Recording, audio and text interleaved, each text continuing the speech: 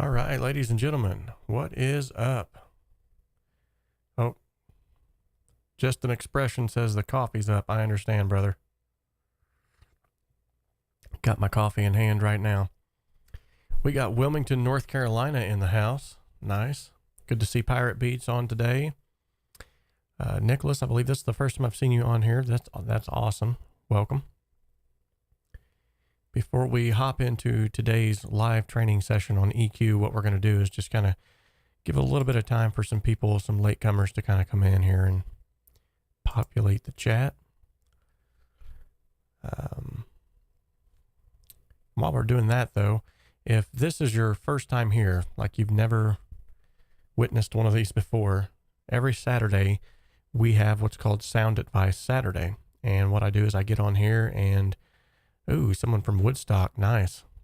Love the name of that city, by the way. Anyway, every Saturday we get on here, and what I typically do is I give some sort of advice for creating better music in a home studio, whether it be recording, mixing advice, whether it be mastering, whatever it might be. Last Saturday, we actually tore down a bunch of sort of audio myths that are floating around. So we worked through some of those, helped a lot of people out, I believe. And generally speaking, what I try to do as well is answer any questions that anyone might have concerning anything audio. Now, I do work predominantly in Cakewalk by BandLab, so a lot of my questions that come in are actually Cakewalk related. But if it's something music related, feel free to ask. It doesn't have to be Cakewalk specific. That's just something that if you see that in the chat and you're thinking this whole channel is nothing but Cakewalk, don't be discouraged, because I've actually answered a lot of questions from a lot of different things. So Mark George has made it. Good to see you, buddy. Pirate Beats, he's an Indiana boy. Yeah, I'm out of Indiana myself. That's nice. Mark has made it. All right.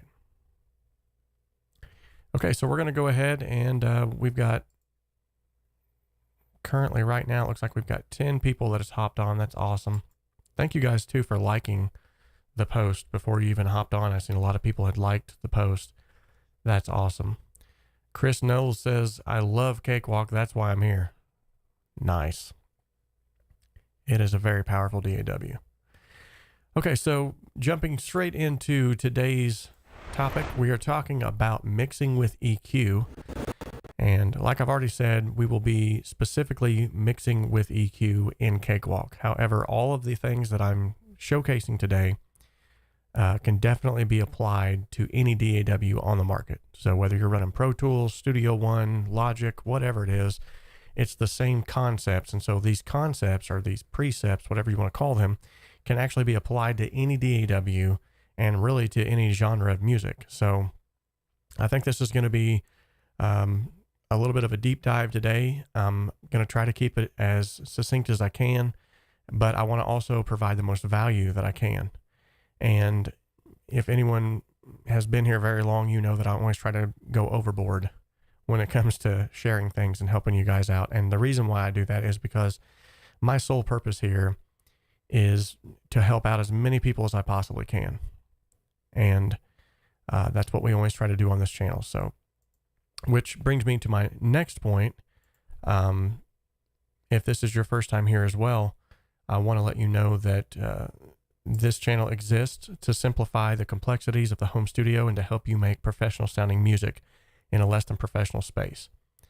Now, around here, our motto that we've sort of adopted is dream, create, achieve. But we have a sort of a caveat to that, and that is you can dream alone and you can even create alone. And a lot of times as creators, as dreamers, musicians, we do that. We do a lot of stuff by ourselves. Most of us intrinsically by nature are sort of introverted.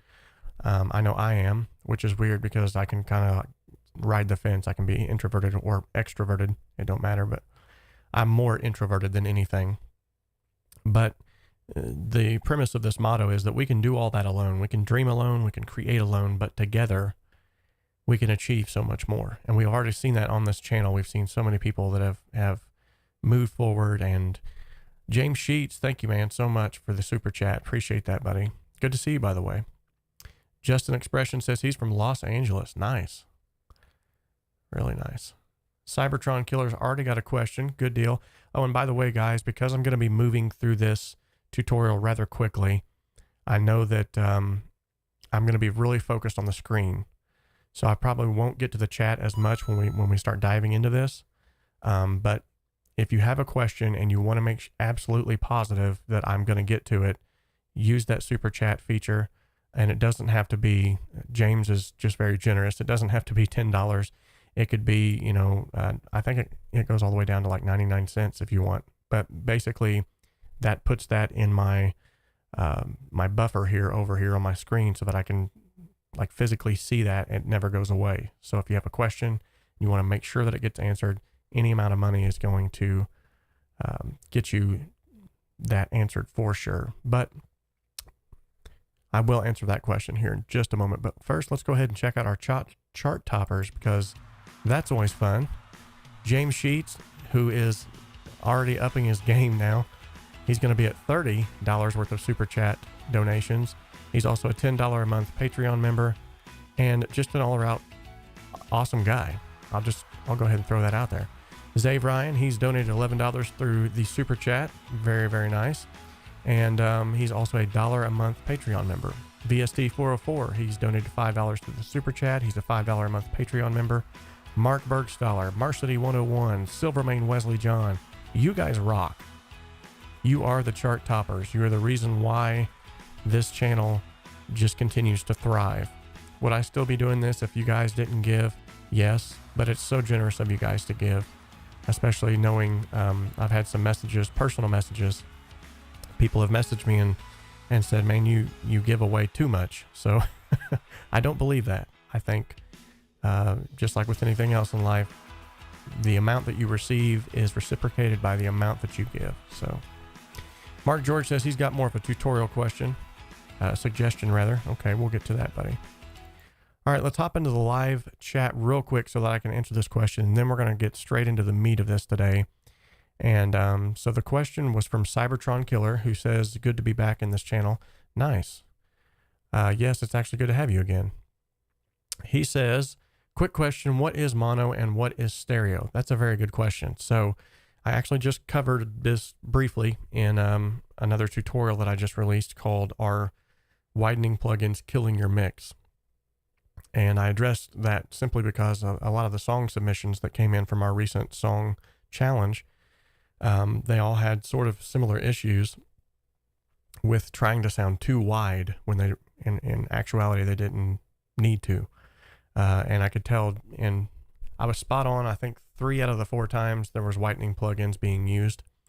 So, but to answer your question, so essentially a source that is recorded with one microphone that typically has one amplitude source, such as a vocalist, they have one amplitude source, their vocal that is being expressed, and typically it's one microphone. That is a mono source, meaning mono meaning one.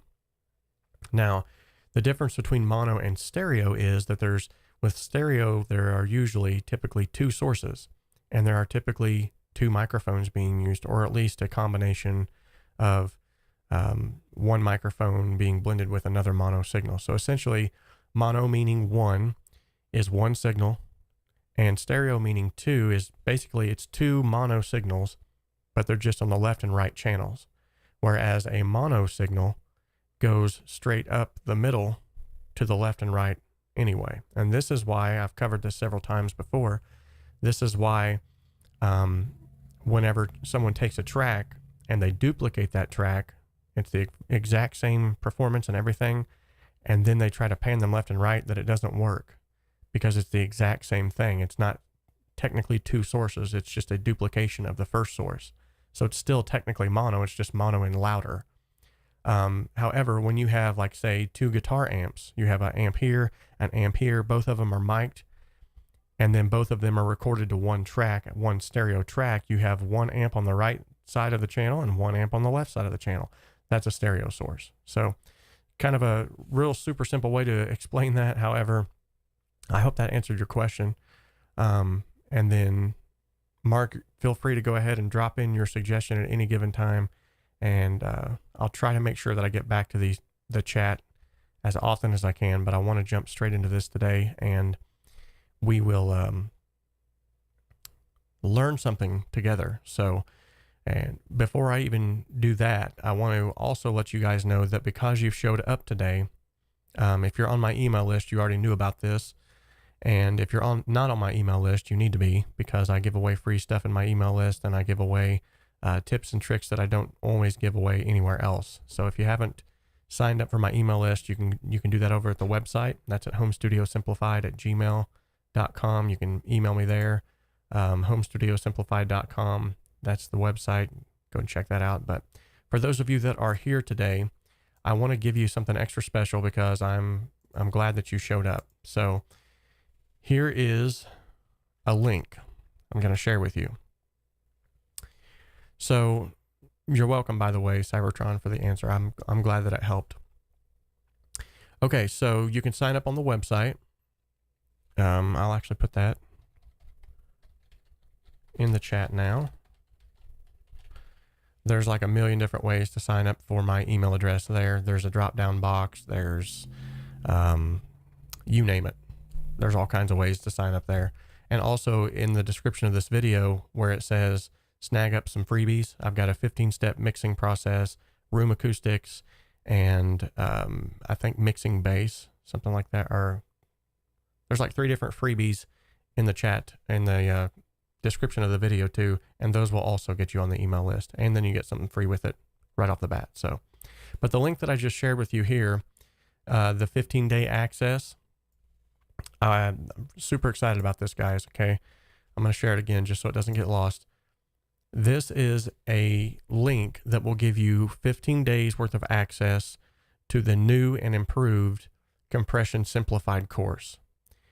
And you guys are getting in on this before anyone else is right now. Okay, this is a brand new, I've always had the Compression Simplified course. However, this is a brand new format, and this format is going to probably be going forward what I'm going to have sort of my flagship courses are going to be built around, because the site is just, it's awesome. And basically you can go in here into this site, and actually I could probably showcase this real quick so that you could even see it. I don't want to digress or lose too much time. Hey Zave, nice to have you, buddy. He's wanting a tutorial on the step recorder. I can probably hammer one of those out. So I want to show you guys this. If you guys are interested in learning more about compression, this is going to be like your go-to source. And the reason why I'm doing it this way too is because this is going to be a lot better, I think, on every individual, the end user, who's actually going to be taking these courses, because it's going to, for one, it's going to hold you more accountable. And for two, it's going to also let me track your progress so that I can follow up with you sort of as a mentor and say, hey, I noticed that, you know, you're only 50% along in the course. Is there something that you got hung up with, or is there something we can talk about to get you through? And so it's going to help everybody all the way around to sort of give you a best foot forward. Okay, so I think I can show this on the screen here real quickly, and then we'll get into the EQ session of this. So this is what the course will look like. And when you go and you try this here, it's going to be a 15-day all access, completely free. Now, if you were going to get the actual course today, I have it for $29, and that's without any of the guidance.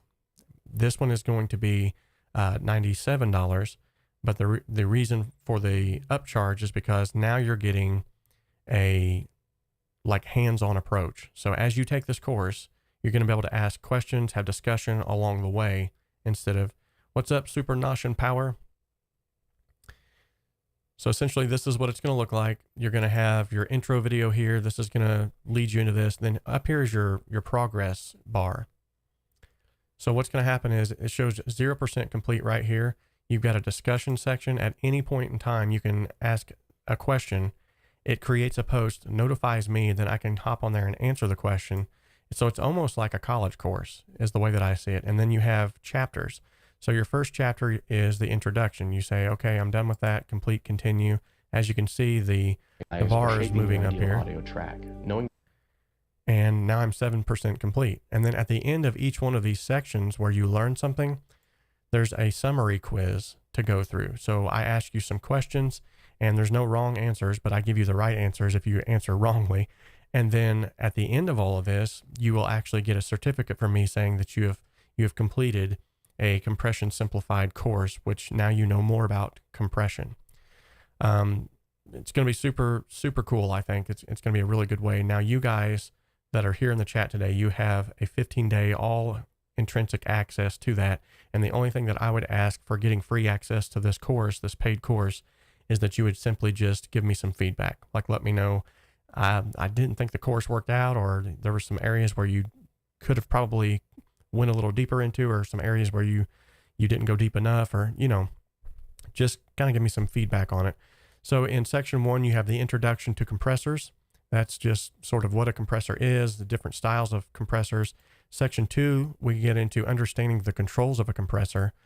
What is attack and release? What's the threshold and ratio means? And then you actually have a project file, like a downloadable project file, where you can follow along with me in the tutorial. You have the stems. You can load them into your DAW of choice and work with me and get the same results. That way, by the end of this, when you get to the practical application, creating depth and tone, compressing in context, when you get to the end of all this, you're gonna know a compressor inside and out. So no longer will you just be fiddling around with knobs. You're gonna actually be reaching for a compressor with good reason. You're gonna have a purpose to why you're actually doing it. So use that link that I've given you here in the description, and that's gonna give you all access pass to that. And okay, I got some more questions coming in. And that's going to give you all access pass for 15 days. Now, after the 15 days, I believe you can choose to either up it by buying the course or something like that. I don't know. But within 15 days, I think you should have enough time to complete the course. It's only an hour long. All right. So real quickly, I'm going to answer a few more of these questions in the chat, and then we're going to hop into today's in-depth mixing with EQ tutorial. So Zave says, oh, and do you use the sequencer to do this mark or just edit PRV? Oh, okay. They're going back and forth about the step recorder. Okay. I'll have to come back to that probably a little bit later. But yeah. Cybertron Killer says, I have one more question. What is the frequency response of an EQ? I'm going to save that one actually for the tutorial too, because we're actually going to get into a lot of this here in just a second. Chris Knowles says he was just asking about Sidechain. That's funny. Yeah, I actually cover that in the course too. So now you have an access link to that, and it's not just going to be like a skimmed over the top answer. You're going to be able to see it firsthand and actually have tracks to use it on to see it work. Okay. Okay, I think I'm all caught up. Does signing up also put me on the mailing list? I don't think so. I don't have it integrated that way. But like I said, if you get in the description of this video, or any of my videos for that matter, there's some free downloads that you can get. 15-step mixing plan. There's all kinds of freebies there. You can go to the website, and there's a million ways to sign up for my email list. You'll know if you're on it. And if not, I mean, I can give you a direct link if you just want to message me too. All right. So Cybertron Killer, you are in for a treat. If you're wondering about EQ, this is the best place to be right now. So let's go ahead and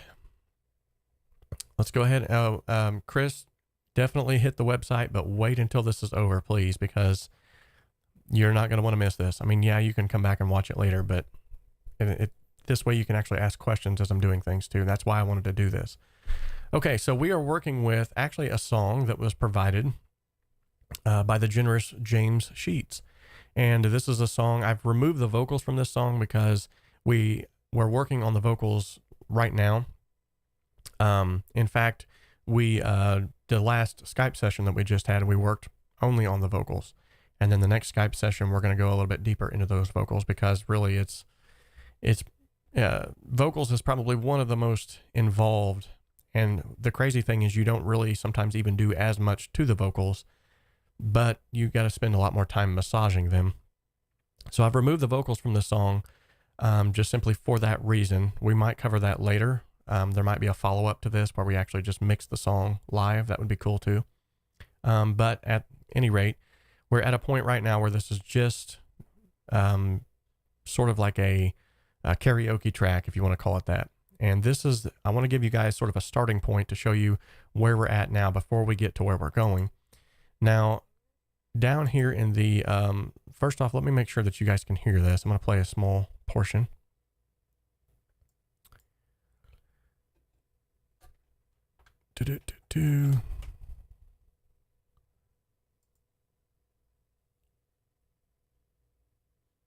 Okay.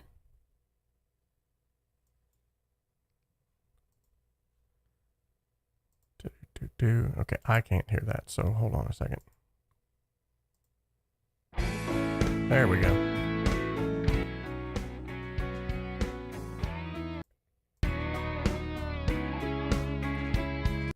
Okay, so real quickly in the chat section, let me know if you could hear that.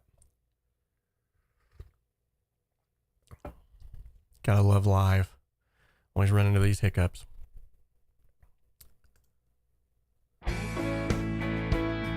What about now, guys? Can you hear that?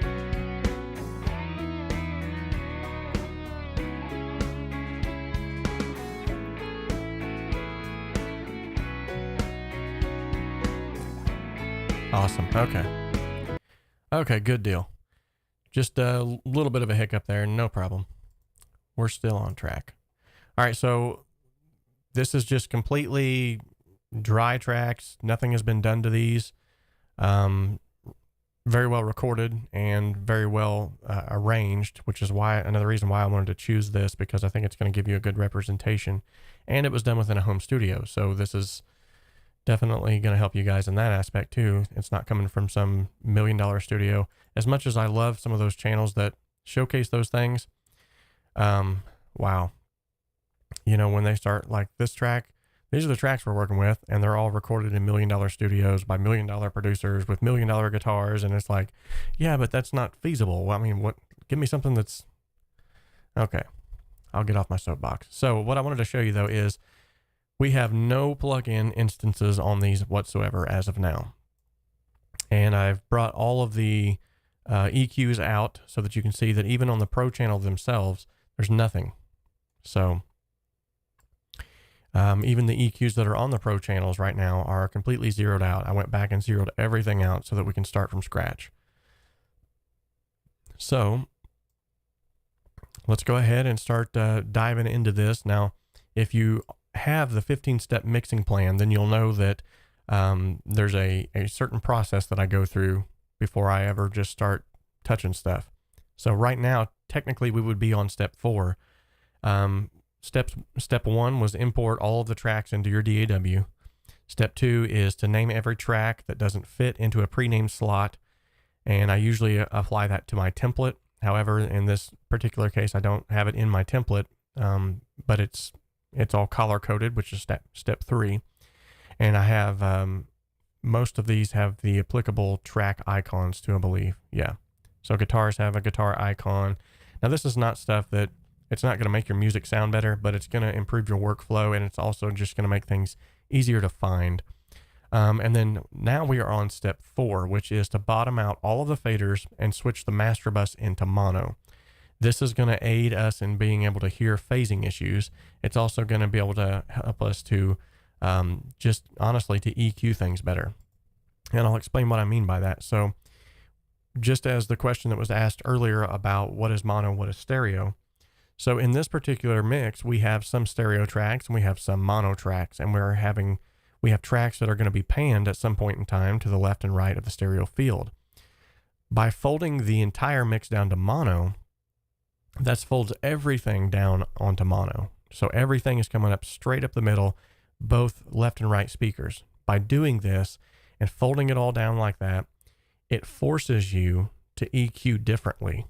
Now, if you had it in stereo and you were making your EQ decisions, stereo can kind of trick your ears from time to time, because what you're going to hear in one ear is it sounds great, in the other ear it sounds great, but you're not going to hear the separation because it's separated. And even if it's done on studio monitors, you're still not going to hear as much of that separation that you would hear as if you had it mixed down into mono before you started those things.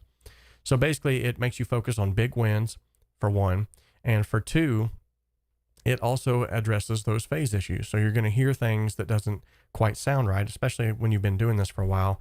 You'll start to hear, I have many descriptive terms for it, nasally, honky. Sometimes it literally sounds like, with a vocalist, if they have like a choir that's going on, there's like maybe 3 or 4 different like choral aspects of it. I think that's how you would call that, a choral aspect. Anyway, if those are all sitting on top of each other and you fold them down to mono, sometimes you can almost hear, it sounds like they're singing into a bathtub or into a toilet. It just has this like oh noise. I can't even explain it, but for all intrinsic purposes, folding it down to mono is going to help you to hear those better than if they were in stereo, because in stereo it masks some things. And just because it's separated, you don't hear it as much. So by folding it down to mono, you get some great insight into the mix itself. Okay, so now that it's all up to speed on that, we're going to go ahead and pull up the console view again here. And that's exactly what I'm going to do. I'm going to just take and fold this down to mono. And this is interleave mono, interleave stereo. As you can see, I have one plugin enabled, span. Now this plugin doesn't color the sound whatsoever. All it does is it's just a visual aid, lets you see the frequency spectrums and also the correlation of stereo. So now that all that is done, I'm going to go ahead and select all of these tracks. Make sure I'm in the right thing here. Yeah, select all of these tracks and bring all of them down to the negatives. So now they are completely turned down. A funny story, by the way, whenever I was helping James along with this, we were walking through this. I started to play it and I said, James, I don't hear anything. And he said, well, you have it turned down. So we worked through that, but anyway. So now with all of the faders turned down, everything folded down into mono, what I'm going to do is I'm going to slowly start to pull these faders up and get them setting volume wise where I feel like they need to be. So let's go ahead and do that now.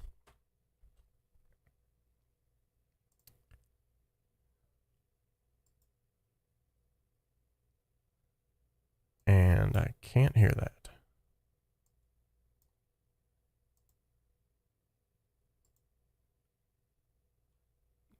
I just did it again, guys. I can't hear it because the volume's turned down. Oh, man. Okay. We're going to loop this section to make sure that it keeps playing.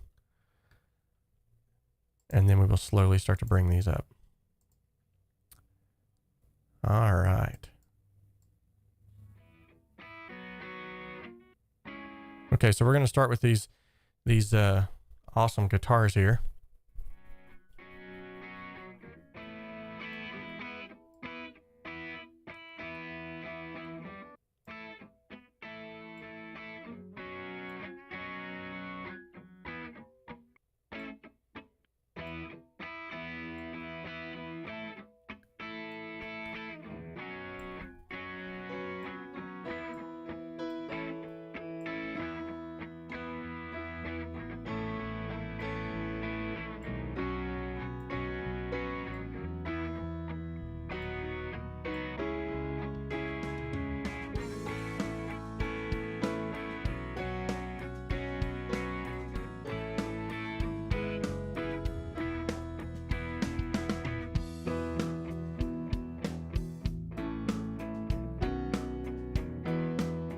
Okay.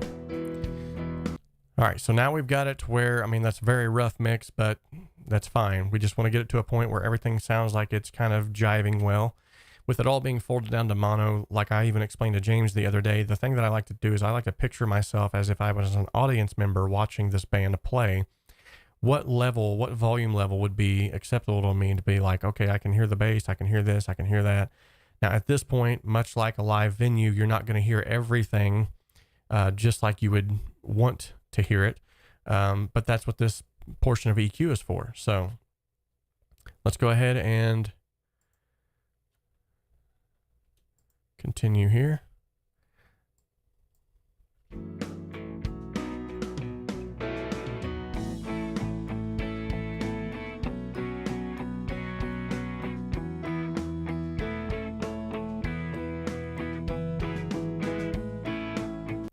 Okay, so here's another thing that we're going to cover real quickly. Most everything in a mix should not be soloed to make your like definitive EQ moves, okay? With the exception of a vocalist. You can solo a vocal pretty much anytime and EQ it, and it's going to be fine because that's going to be the main focal point anyway. With everything else that's sort of secondary, the instruments and the drums and the bass and all that's sort of secondary to the vocalist. So those things need to be EQ'd really in context with the mix. In other words, you need to have a proper perspective, and you can't have that if you solo it. Now, with that being said, it is good to solo at times, especially whenever you hear like there's something just not quite right and you know which one it's coming from. For instance, in this here guitar track, there's a little bit of a low end something that's going on that I want to sort of hone in on that and figure out what that is. So I'm going to actually solo that and listen to it.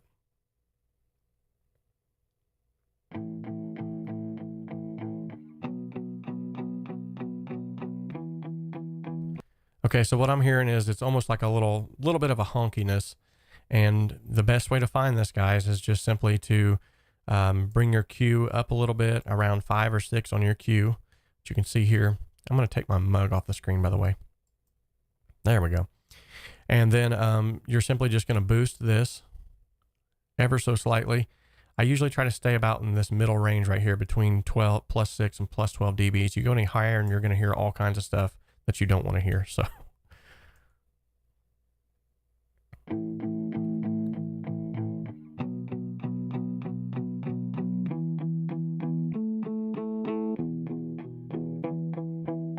there it is. There's that honkiness I was talking about. So I'm just simply going to dip that down.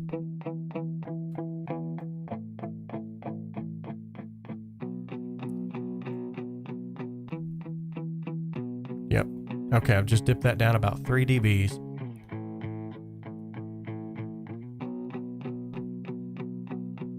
Okay, so just by dipping that down 3 dBs, I've already noticed a dramatic improvement.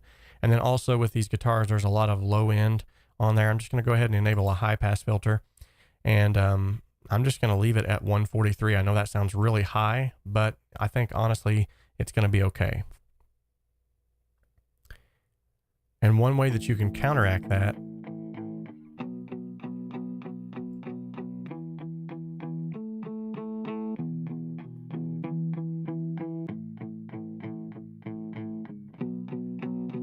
there we go.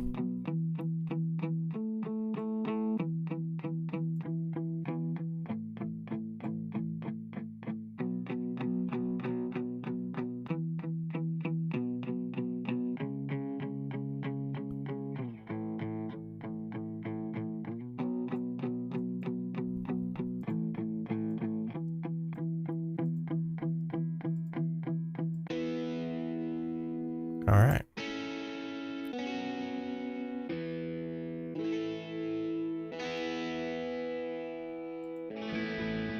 Okay, now we're going to bring in the other guitar. Okay, so at this point in time, yet again, you're not really supposed to solo things and EQ them. However, when it's two guitars sort of stacked on top of each other, this is another instance where it might be better to go ahead and solo those just simply so that you can hear the difference in the guitars. And like, say for instance, hey, thank you, Pirate Beats. Appreciate it, buddy. So like, say for instance, one of them is a little chimier. Maybe it's done with a Telecaster, and another one is done with a Strat on the neck position. It's going to be a little beefier. So you're going to EQ those differently, but sometimes when you have them both playing together, it's hard to tell, well, which one is chimey and which one isn't, especially when it's folded down to mono. So we're going to go ahead and solo this one here and see if this one is the chimey or the beefy, or what is this one. So.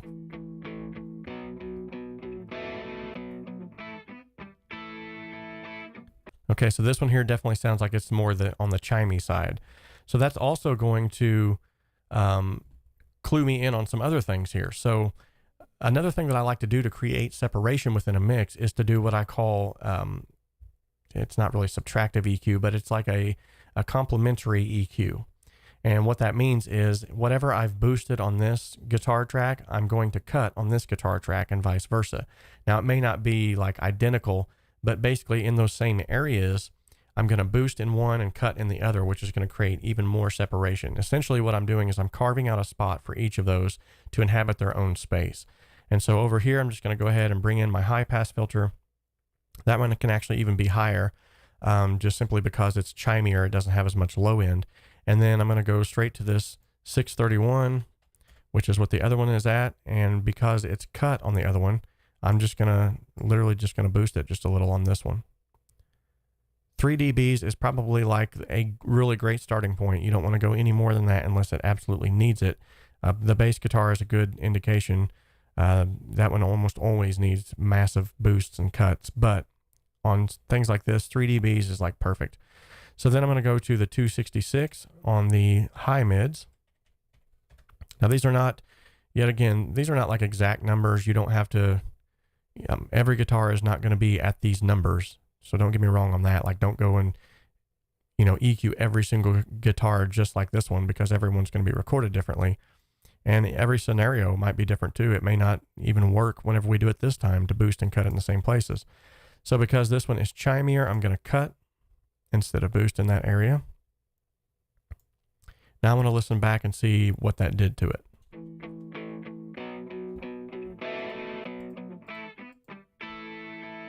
So this is before.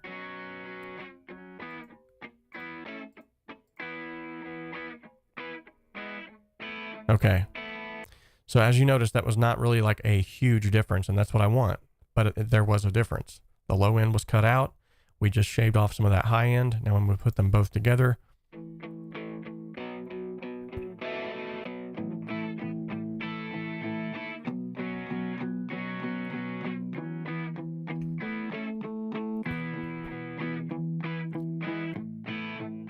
Okay, so now they're starting to jive a little bit better together. You could even hear it. It just doesn't sound as muffled anymore. They're all kind of like just setting together better. So now at this point, we're going to go ahead and start bringing in the next one.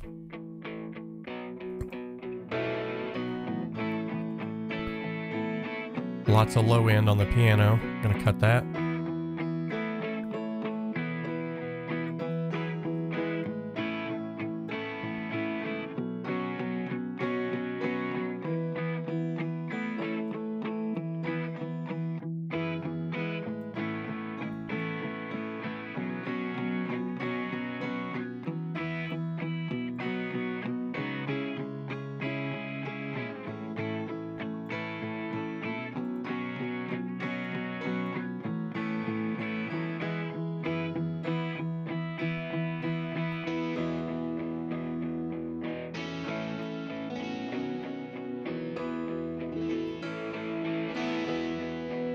Okay.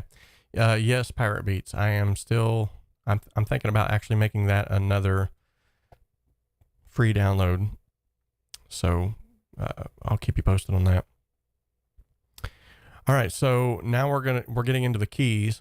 What you noticed is I cut out a lot of the low end yet again, around this 400 Hertz range, at least on this particular track. Then what we're getting at now is just around that range is usually like a lot of muddiness, especially in things that are already like low, mid, heavy. You don't want to cut a ton of it because your low mids is also where your energy is at. However, in a densely populated mix, sometimes you can cut a lot more. Now this one isn't too densely populated. There's not a lot of stuff that's going on, so we can actually leave some of that alone. But in that area, we're still going to cut some out, and I'll show you why. I'll actually solo this so that you can hear it. Yet again, you don't want to always solo tracks to hear them when you're making your EQ adjustments. But for the sake of this tutorial, we're going to go ahead and solo this so that you can actually hear what I'm doing. So let's go ahead and I'm going to pin this real quick.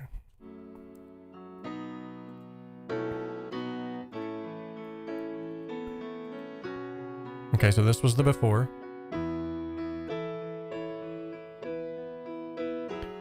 You see a lot of low end information right here. That's not going to help the mix at all. There's no need for it. So we're just going to cut all of that out.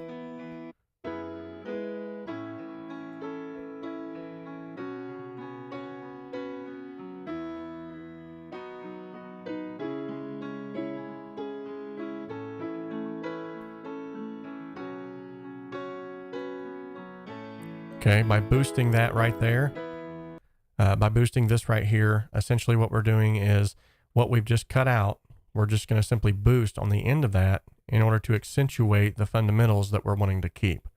And we're not going to go like overboard with it. We don't want it muffly or anything like that. So let's go back to where we started out. And I did catch your question, by the way, Mark. The gloss button is essentially like sort of like a high frequency or high mid frequency exciter. Basically, it just sort of accentuates, what do they call those? Not fundamental frequencies, but harmonic frequencies. So it's it's like an exciter. It's almost like a very mild level of distortion, like very, very mild. Like you don't even hardly hear it sometimes when it's on. So this is what we started out with. Cut the low end.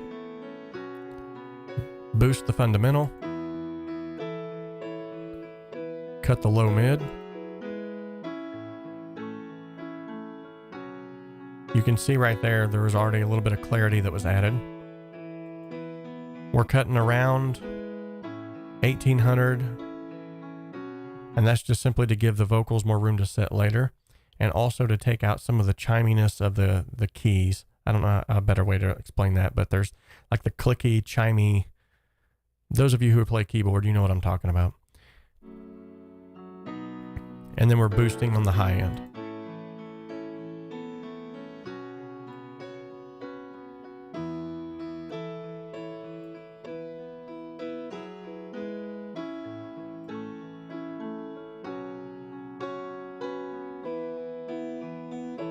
So right there is what we're trying to get rid of.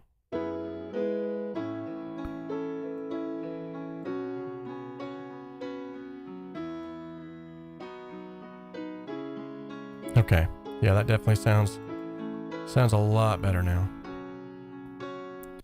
All right, so now we're gonna bring that out. We're gonna bring everything else in context, and we're gonna start mixing the bass now.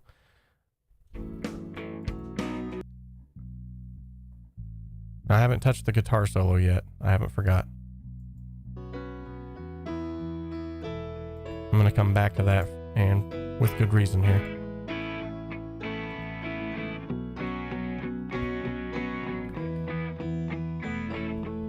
Pirate Beats, man, you were on it. Thank you so much, brother.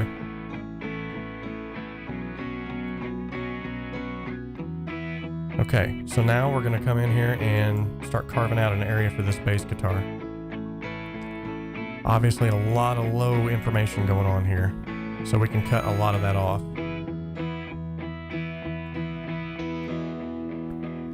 Okay, now much like whenever you cut off on the low end, that same principle can be applied to the high end. So what I've cut off on the high end, I'm going to accentuate that back into the mix. Those fundamental frequencies that I do want to keep from the bass guitar, I'm going to accentuate those back into the mix. So I'm going to go around, let's see, I think I could probably go up to around here.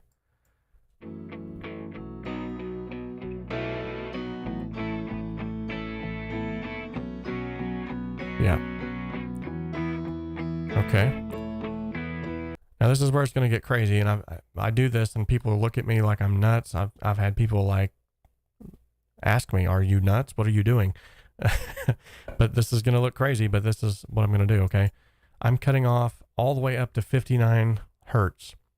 Now, when I do that, people are like, "Dude, like that's bass guitar. It needs to go all the way down to like 20 hertz." No, it really doesn't, and I'll show you why. So even though I've cut off that much of that bass signal, now listen, you're going to hear a dramatic difference.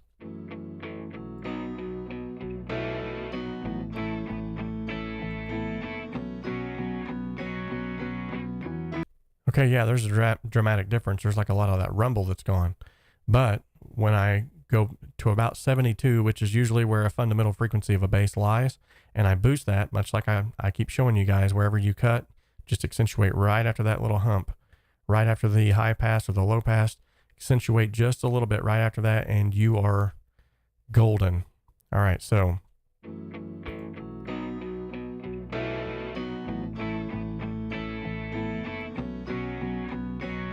Okay, so check out what just happened. We lost, thank you so much, Chris, you're awesome. We lost that low end rumble, but we gained the low end clarity. Now this is where people are like, dude, you're crazy, you cut off all the low end. But then when I do this and they hear it and they're like, what just happened? I don't understand. How can you cut that much off and yet retain that much? Because much like anything else, when it comes to frequencies, when it comes to anything that's recorded, that you have your fundamental frequencies, and then you have what's called your harmonic frequencies. And 9 times out of 10, a lot of those low end bass rumbly sounds that you hear are just harmonic frequencies that are not desirable. All they're going to do is muddy things up. So if you cut those out and you boost the fundamental harmonics, those that actually your ear picks up on and goes, hey, that's a bass guitar. When you begin to boost those in lieu of losing the other, it's almost like a psychoacoustic thing. Like it tricks your brain into being like, that bass is punchy and beefy. And really what you've done is cut out like a ton of it. So this does look crazy. And some people, every time I do this, they say it looks like a cat on a fence. It does kind of actually. And then the other area that's almost always a problem when it comes to bass guitar, yet again, don't just take these numbers and say, oh, I've got to run with these numbers and I've got to go EQ everything just the way that Robert did on his live stream. No, don't do that, please. It's all about source material. Every bass isn't going to sound the same, but generally speaking, after doing this for years, I can honestly tell you that this is the way that a good starting point, I should say. This is almost like a template for mixing. Maybe I should create that next. Anyway, so generally speaking, on every bass guitar that I ever mix, the 500 hertz range, anywhere from 400 to 500 hertz is almost like always a problem area. It's like this muffly, woolly. I've heard some artists have come in here when I'm mixing their bass parts, and they say, dude, it sounds like you just took a blanket off the speakers, just by dipping out a little bit in that region. And I'll show you what I mean.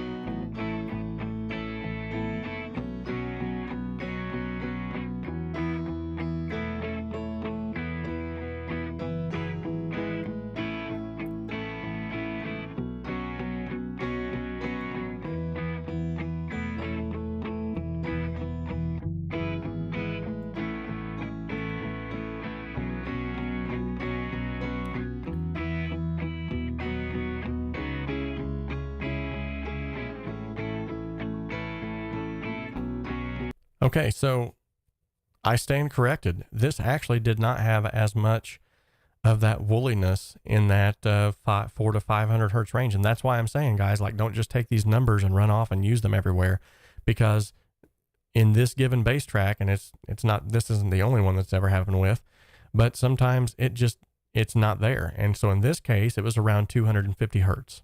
So yet again, use your source material to let it tell you what it needs. Don't be like, oh, I know these numbers. I've got these, numbers wrapped around my head. I need to use these numbers. No, they're good starting points, but you always want to make sure that you're using your ears far above anything else, even the visual aids. As much as I love EQs like this that show you those frequencies, I also sometimes loathe them in the fact that they make me make decisions sometimes that don't need to be made because I'm looking at something rather than listening to it. And that's why I love like the blindfold EQ. It actually is just knobs. It don't even tell you values. You just boost and cut things until it sounds good. It's a really cool EQ. Chris Noah says, do you find that a DI bass is radically different than the amp recorded? Yes. Yes. In fact, I always request, if it's possible, if someone's sending me tracks, to give me a DI and the bass amp together, because the two together you can blend and you can get some awesome sounds from that. You can get awesome sounds from either or. Just the DI, depending on how it's recorded. Sometimes you got to really hammer those things into a submission just to get them to sound good. Just the amp can sound great by itself too if it's recorded well. But generally speaking, a DI and an amp together, that's where it's at. I mean, you can do so much with that because you can almost use like parallel processing. So I'm digressing. I'm getting off on bass talk now. All right. So with this particular bass, this right here is actually where I think it sounds good. Now, what you noticed is because a lot of that was cut out, we lost a lot of that low end rumble that makes it sound as if it's louder, when in actuality, all it's doing is it's just smearing the entire stereo field or frequency spectrum. Pardon me. And then, so now we can actually turn the bass up and it still sets in the mix well, but it's louder, it's punchier, simply because now it has a space. It has somewhere to set. So, and because we cut this much off of that low end, it's going to be so much easier to get our kick to play well with the bass now. We're not going to have to do no crazy parallel processing and chaining the kick to the bass, and which we still might. Yeah, we still might. I mean, I like a punchy kick though. That's me. I like to hear that thump, almost feel it in my chest. Not every genre of music calls for that, even though I try to put it in there. Thankfully, I don't work too much with a lot of genres of music that don't require that, because otherwise I'd be getting a lot of people sending their stuff back going, hey, I need a revision on this. So now we're going to move on to the lead guitar.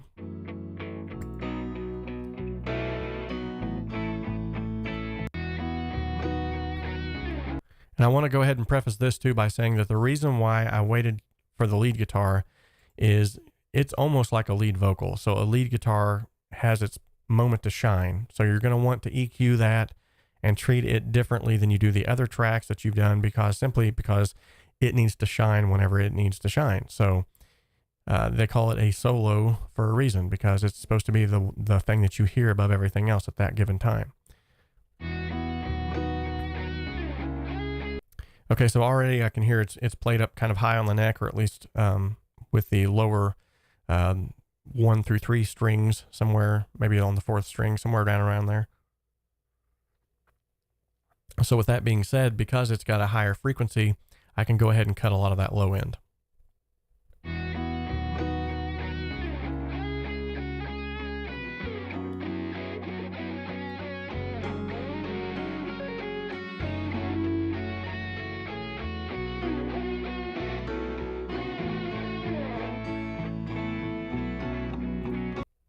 Okay, I'm going to go ahead and loop that just so I can get just so I can wrap my noggin around it.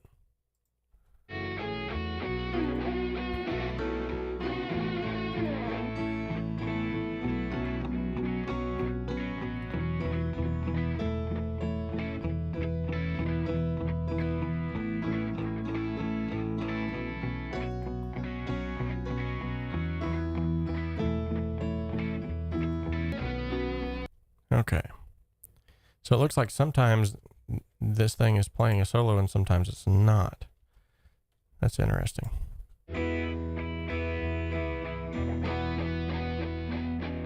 Should still be able to treat it the same way though.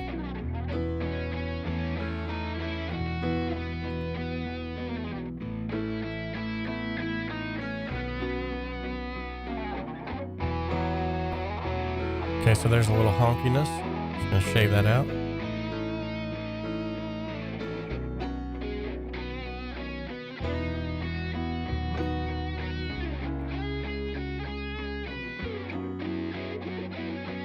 I'm gonna add in a little bit of that low mid there.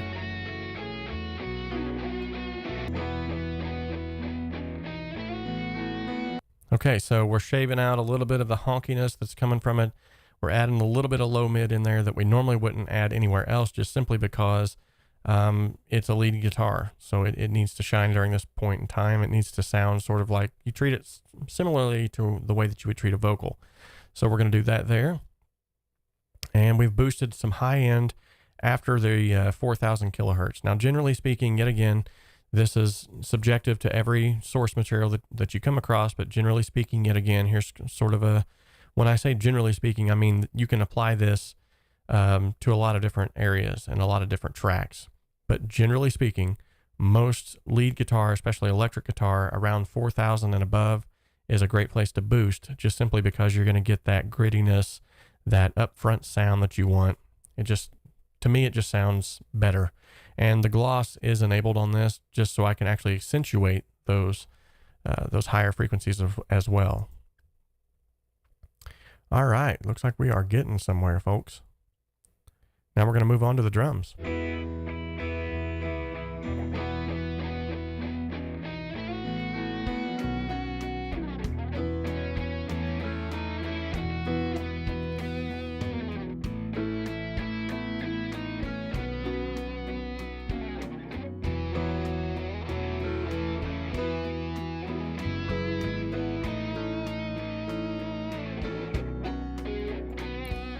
Okay, so we're gonna cut yet again a lot of low end, more than what most people probably would. They all call me crazy. I don't care. I'm crazy. Pirate Beats is already starting to hear it. Chris knows, says it makes sense. Thank you, buddy. I appreciate that. All right, so we're boosting around the 65 hertz range. Yet again, generally speaking, I'm saying this word again. Generally speaking, 65 hertz is where the kick tends to poke through. Now, sometimes, yet again, depends on the source, the kick drum used, the tracks that are used, the samples that are used, whatever it is. It depends on the source. Let the source tell you what it needs. But generally speaking, 65 hertz is where you're going to feel that thump. And if I take it away, you'll hear it immediately. I'll solo it out yet again. Not supposed to do that, but for the sake of this tutorial, we will. Going to solo out the drums so that you can hear the before and after that's boosted. And I forgot to solo it. There we go. Okay, so before and after. There's just a little bit more thump there.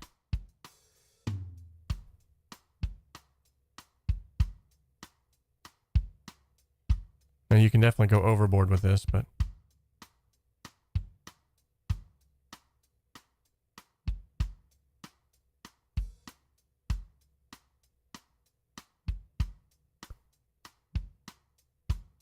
yep, right there, that's about it. Okay, so a lot of times with these kick drums especially, I like to boost it like this until I can really hear it and feel it, but then I actually, almost every time I get to that point where like, oh, I can hear it, I actually take it down about 3 dBs, just simply because I don't want to over accentuate everything in the mix. What that causes is an unbalanced mix. So I'm going to bring that down at 7s where I really started to hear it. So I'm going to bring it down to around 3.5.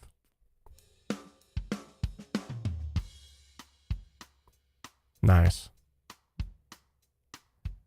Okay, I'm going to boost some of the highs so we get the hi-hat and the nice cymbals. Good deal. Okay, here we go again.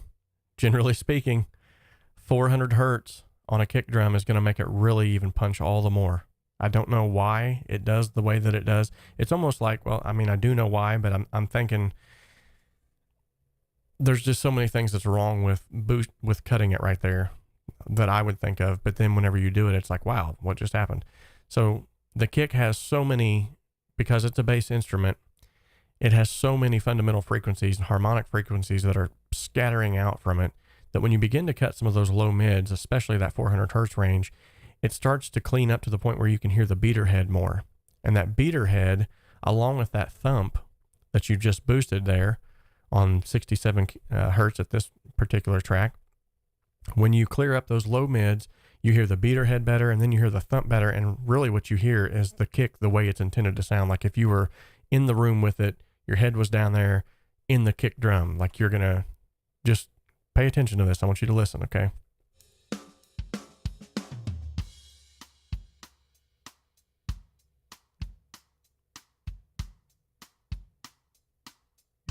Very subtle, but check it. That's before.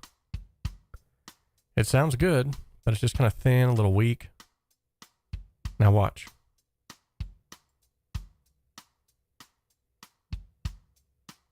There's a thump to it now. Even though I've cut out low end, there's more of a thump. And that's why a lot of times this this stuff just doesn't make sense. Excuse me.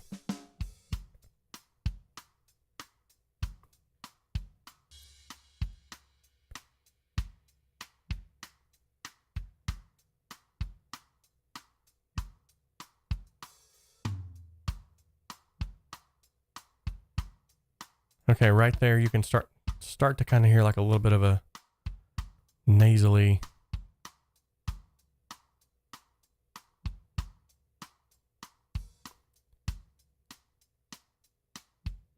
Oh yeah, that's golden right there. That's golden.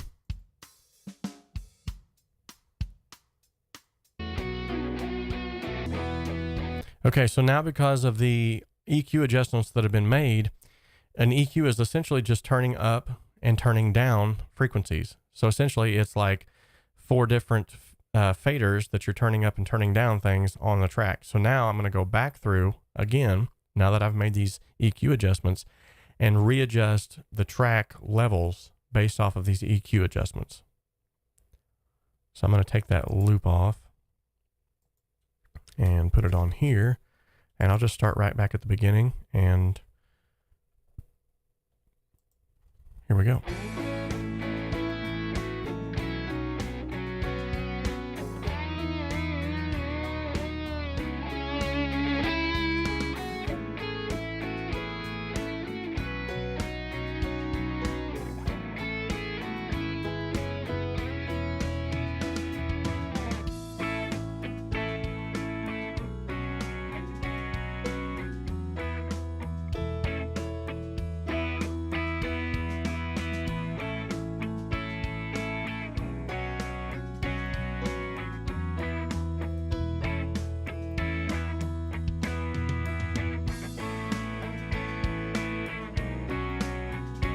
Oh yeah, that sounded pretty nice.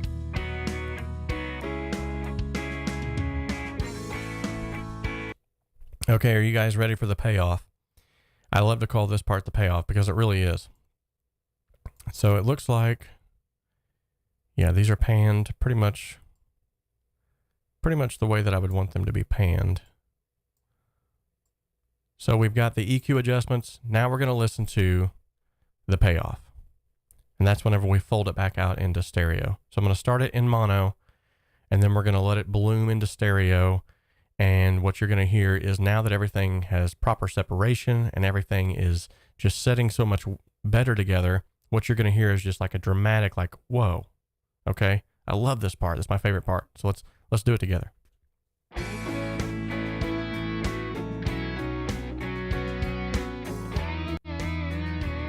Oh yeah.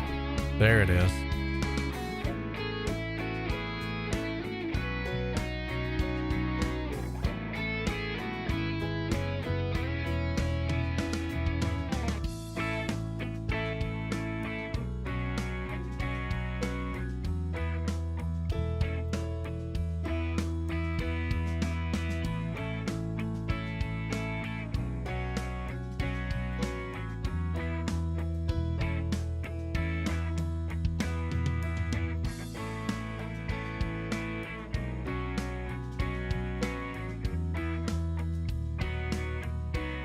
Oh yeah, that's nice.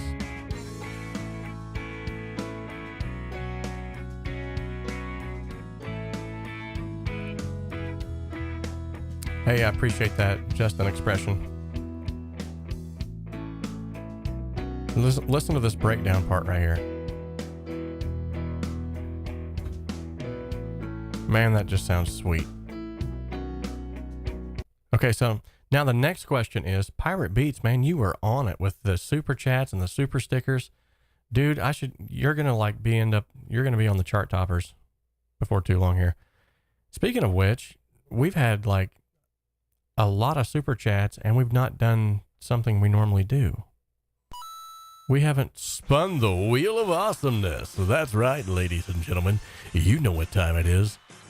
When people donate to the Super Chat, we get to spin the wheel. Now the wheel will tell us what it needs to say. I think I've went from Casey Kasem to some, I don't, used car salesman, or I don't know what I'm trying to sound like anymore. Anyway, let's go ahead and spin the wheel.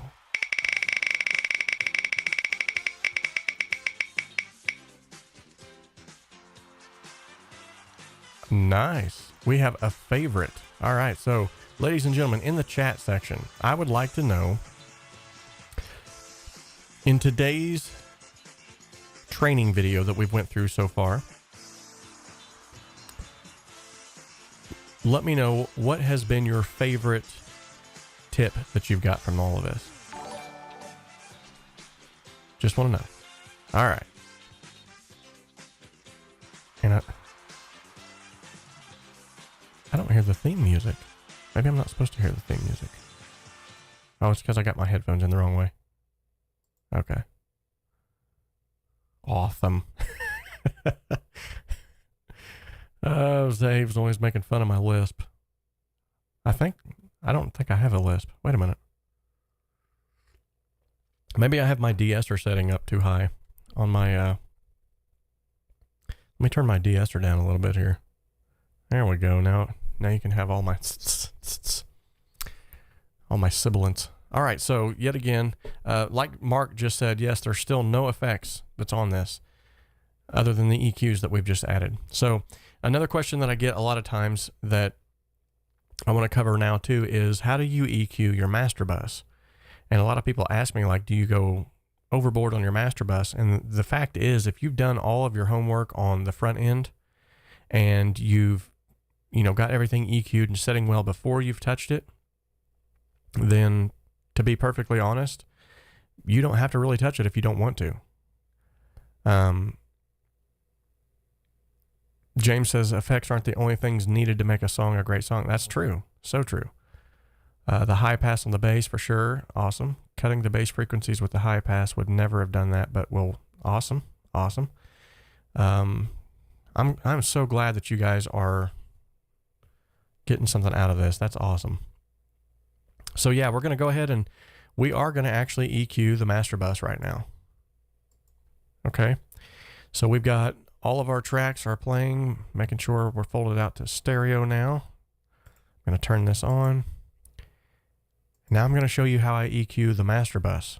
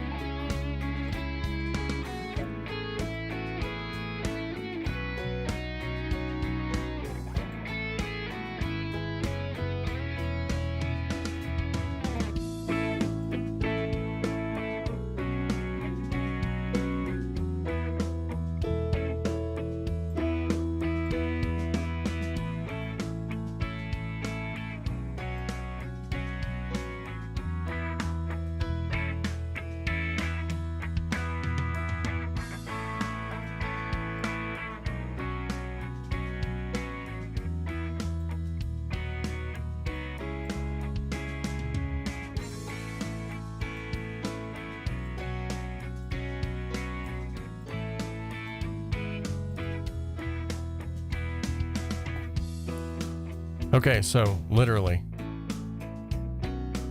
all we have done on the master bus right now. Let me turn that off. Okay, so literally all I've done on this master bus, I went down to 20 hertz, which is lower than what the ear can even hear. You can't hear anything down there anyway, but I went ahead and put a high pass filter just in case. I mean, maybe you're going to play this back on some high end bass system. Your buddy has a huge kicker amp in his trunk and you're wanting to listen to your song and you know that it's just gonna blow the speakers out if you have it. So we'll just go ahead and cut there just because. 20,000 kilohertz. We're gonna put a low pass filter there.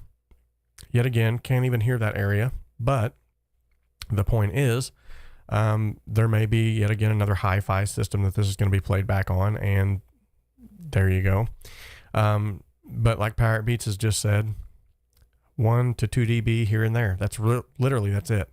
So in that low mid range, you heard when I boosted that, you could kind of hear like it was like a muffly, there's so many descriptive terms, muffly, woolly sound. Don't know how to describe it, but it's just like a woo, woo, woo, woo. So by dropping that down just a few dBs, I got it like 1.8 dBs. All that did was just take out just a little bit of that from the entire mix. So that's the entire mix that's processing. That's why you want to be very careful on boosting or cutting in that area. And then in the high mids, around 1200 kilohertz, it was starting to sound a little honky.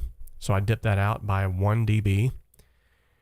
On the very high end, around 3000 kilohertz, just a slight boost by 2 dBs, 1.9 to be exact.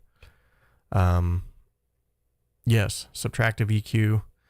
I always try to go subtractive more than I go boosting. Boosting, I think, is more for getting things accentuated that need to be accentuated, sweetening things up. Cutting is more for allowing them to just shine and do what they're supposed to do.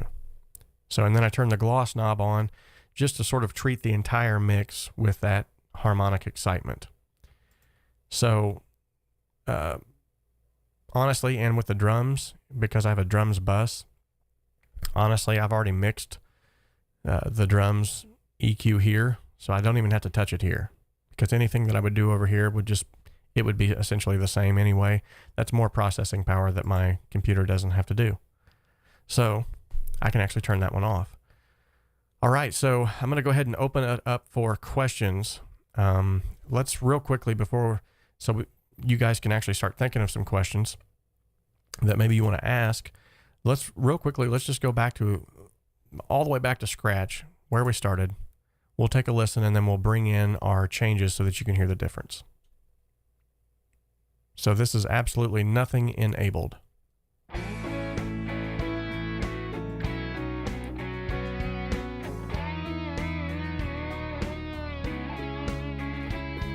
All right, we're going to bring it in.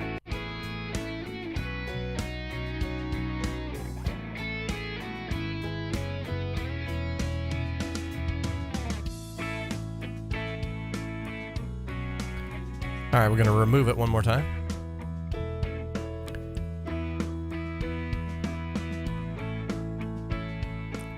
So it literally does sound like a blanket is being put back on the mix.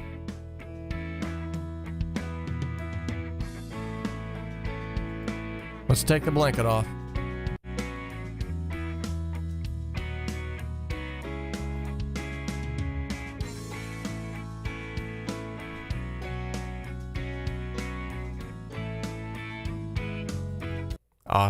Awesome. Okay, guys, real quickly, any questions whatsoever about anything? James says, speaking of buses, many suggest having a bus for each instrument. What sayest thou? Understandest what thou readest. So, yes, there are many who talk about having buses for each instrument. Now, to me personally, I think that's kind of an overkill. That's like having twice the amount of processing power that there's no need for that. That's like having twice the amount of tracks. And whenever you start working with higher level producers, like say for instance, I'm trying to think, I can't remember what the song was here recently that I've mixed. It was one of the Produce Like a Pro Academy songs. I went ahead and downloaded the multi-tracks just to kind of give myself something new to work on. And when you fly those into a session, because he's a high-level producer and he's got a certain way of doing things, I think it was 46 tracks is what I ended up with. Now, if I had 46 tracks and 46 buses, I mean, that's adding up quick. What is that, 92? Yeah, that's 92 things that you've got to do differently. To me, that's just, I think that's shooting yourself in the foot. Now, to me, personally, the way that I play it is my bus is essentially like a where I put the kids at. So say, for instance, all of my electric guitars are my children, and I want to put them all on a bus so that I can treat them all the same way, take them all the same place. Then that's exactly what I'm going to do. I'm going to take all of those and route them to that one bus. instead of creating one for each. So usually like for the keys, if I have multiple key tracks, I would probably do that. But if I've just got one set of keys, I'm not going to send it to a bus. That would be just shooting myself in the foot again. It would be much more simpler just to leave it right where it's at and treat it right where it's at, instead of creating another track that I've got to look at later and possibly forget that I've done something on, leave it in mono when it should be stereo, or have it panned all weird when I didn't. There's so many different, it kind of removes that room for human error.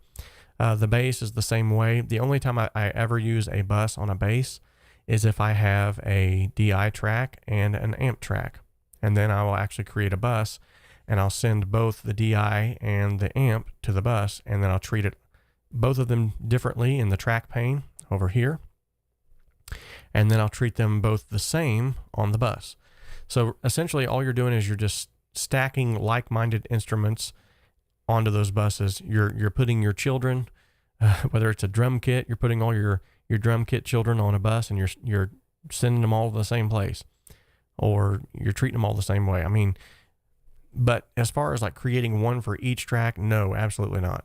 That would just, I've got a pretty fast computer, and with 46 tracks from Warren, it was struggling.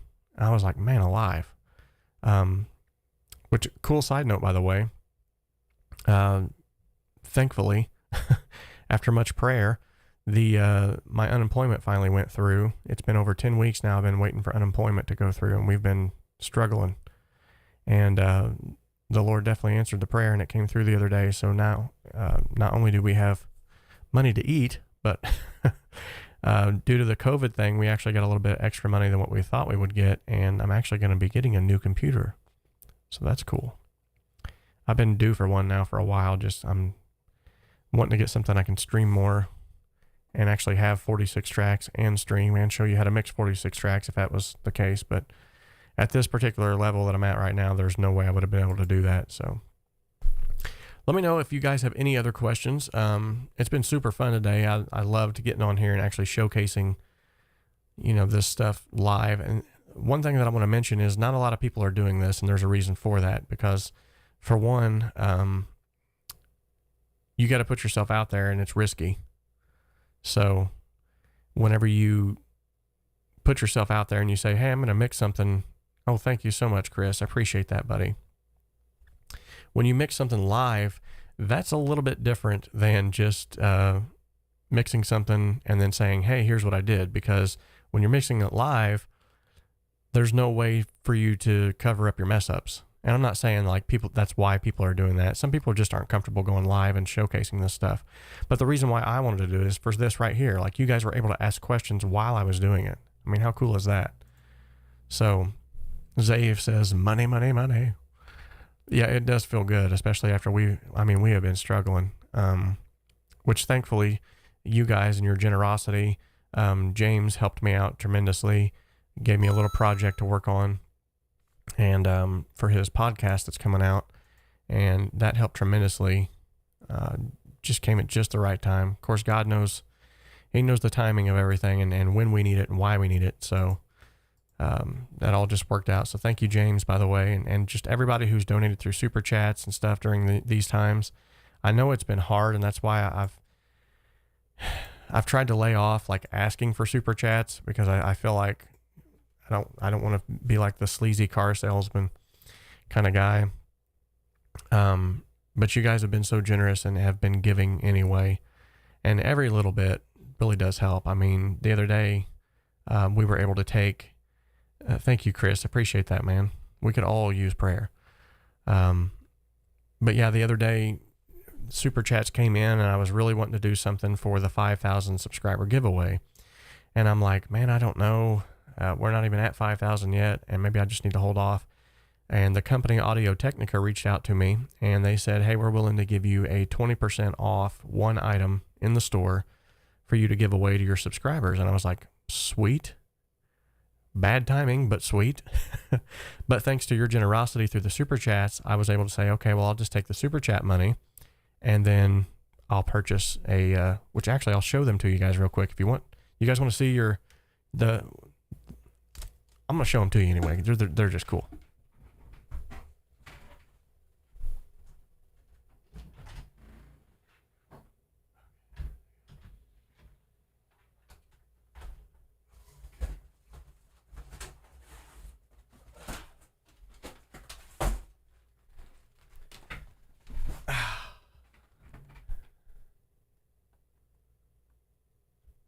That's what I'm talking about right there. Boom! Audio Technica headphones right here. Nice. So whenever we get to that mark, the 5,000 subscriber mark, that is going to be one of the prizes that we give away. To one lucky winner will receive a set of these awesome headphones. And I didn't just pick any headphones. These are Audio Technica headphones. These are the ATH AVC 400s. I love Audio Technica headphones. In fact, I'm wearing a pair right now. These are my favorite mixing headphones. Love to mix on. No, these are the 400s, not the M40s. I was actually looking at those too. But these here, now granted, they were the cheaper version, but they're solid. These things are nice. I've mixed on them before. Not only do I have this set that I'm wearing now, Zay, thank you so much, buddy. You're awesome. Not only do I have this set here right now, but I have another set of the ATH. Those are the 500 Airs. One second.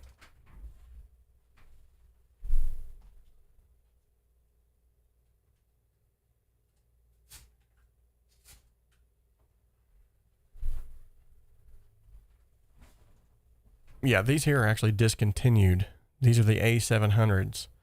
And they have this, like a wing system. You can wear these things, and that's why I wanted to get this pair too. They have them as well. You can wear these things, I'm not kidding, 6-7 hours at a time. And like, they don't even feel like they're sitting on your head. Amazing. Those are closed back. I love those for listening sort of microscopically on reverbs and look, they don't even mess your hair up that bad. Anyway, I like listening to those like for reverb microscopically, surgically, I should say. And then these here, they're open back. So they have an open back to them.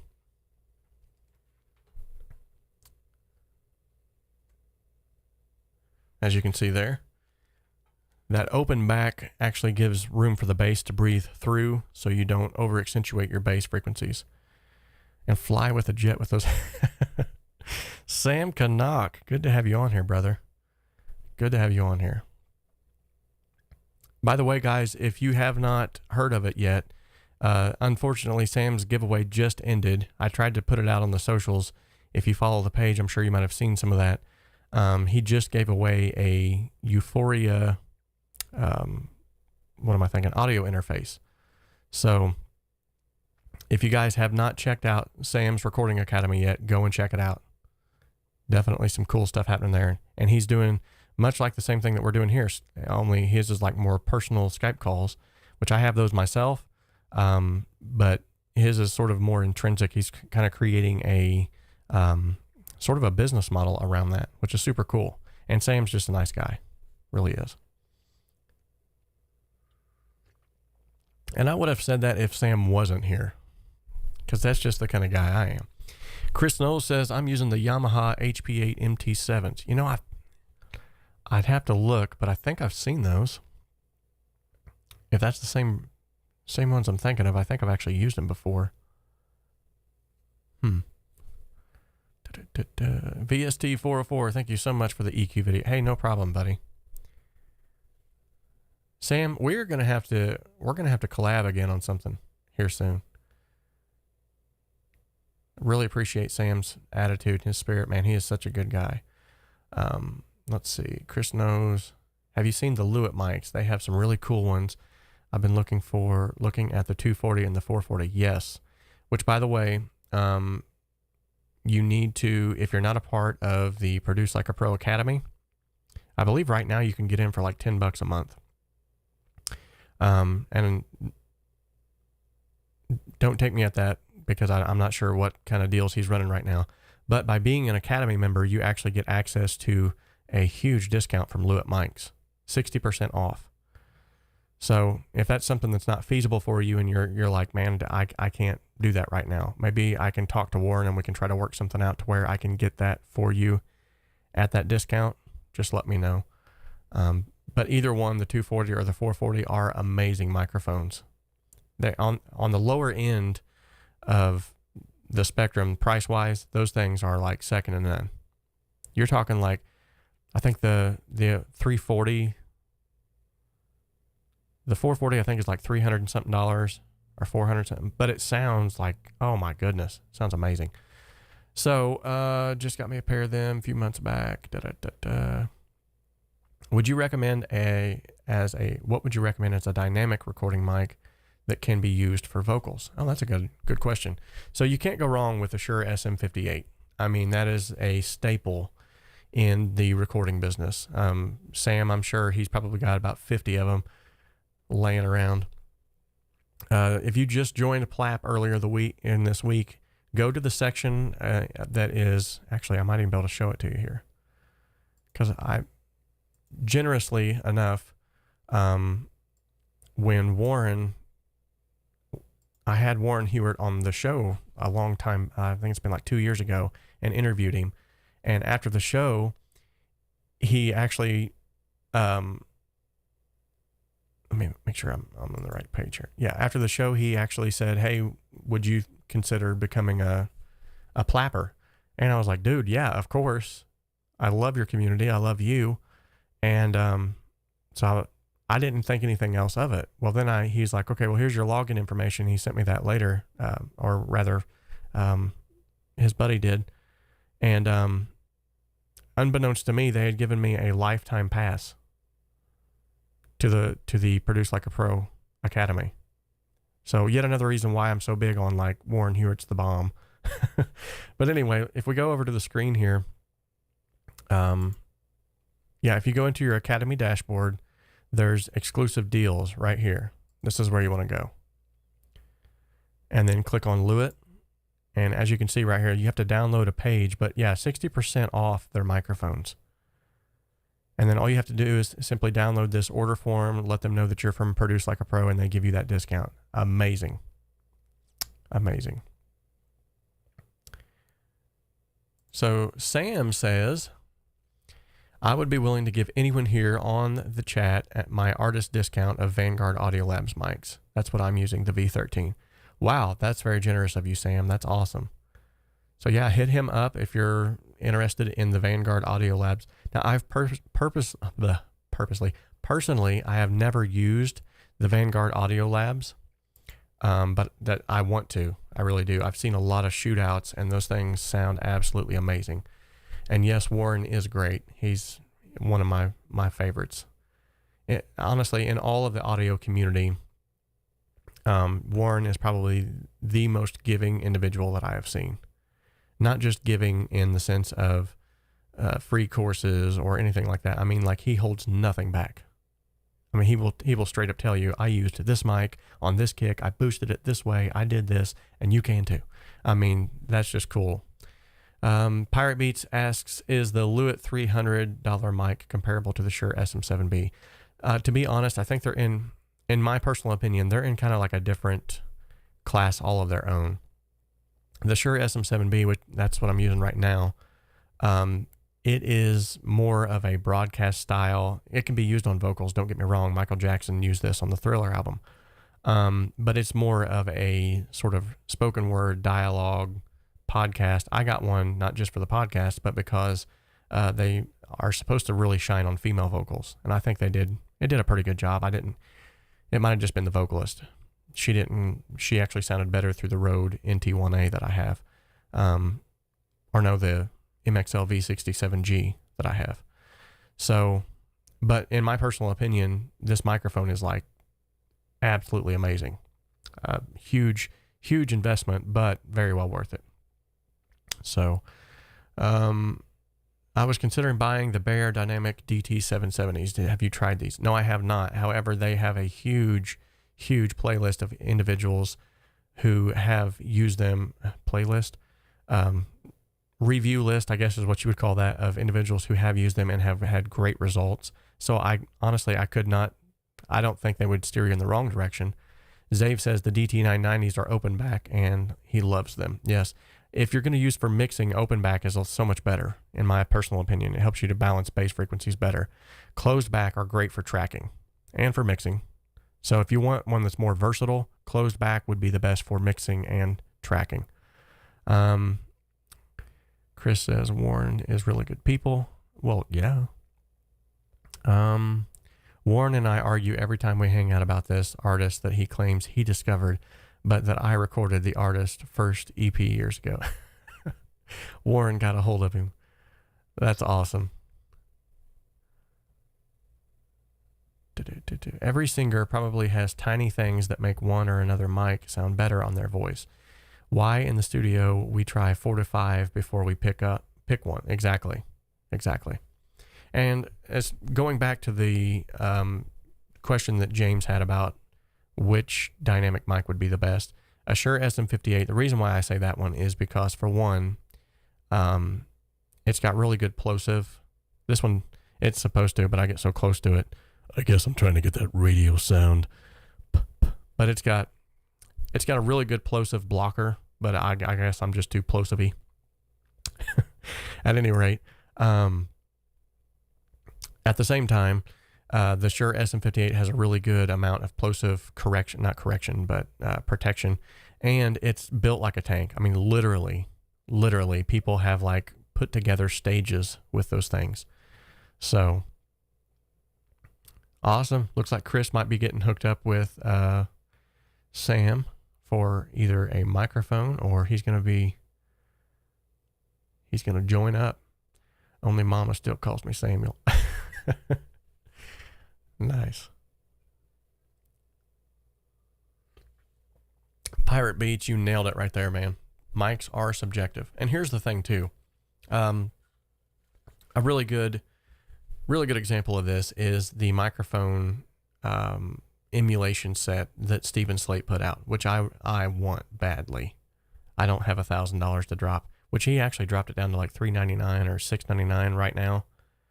And I was like, of all times, at the worst time possible, he has a huge sale like that.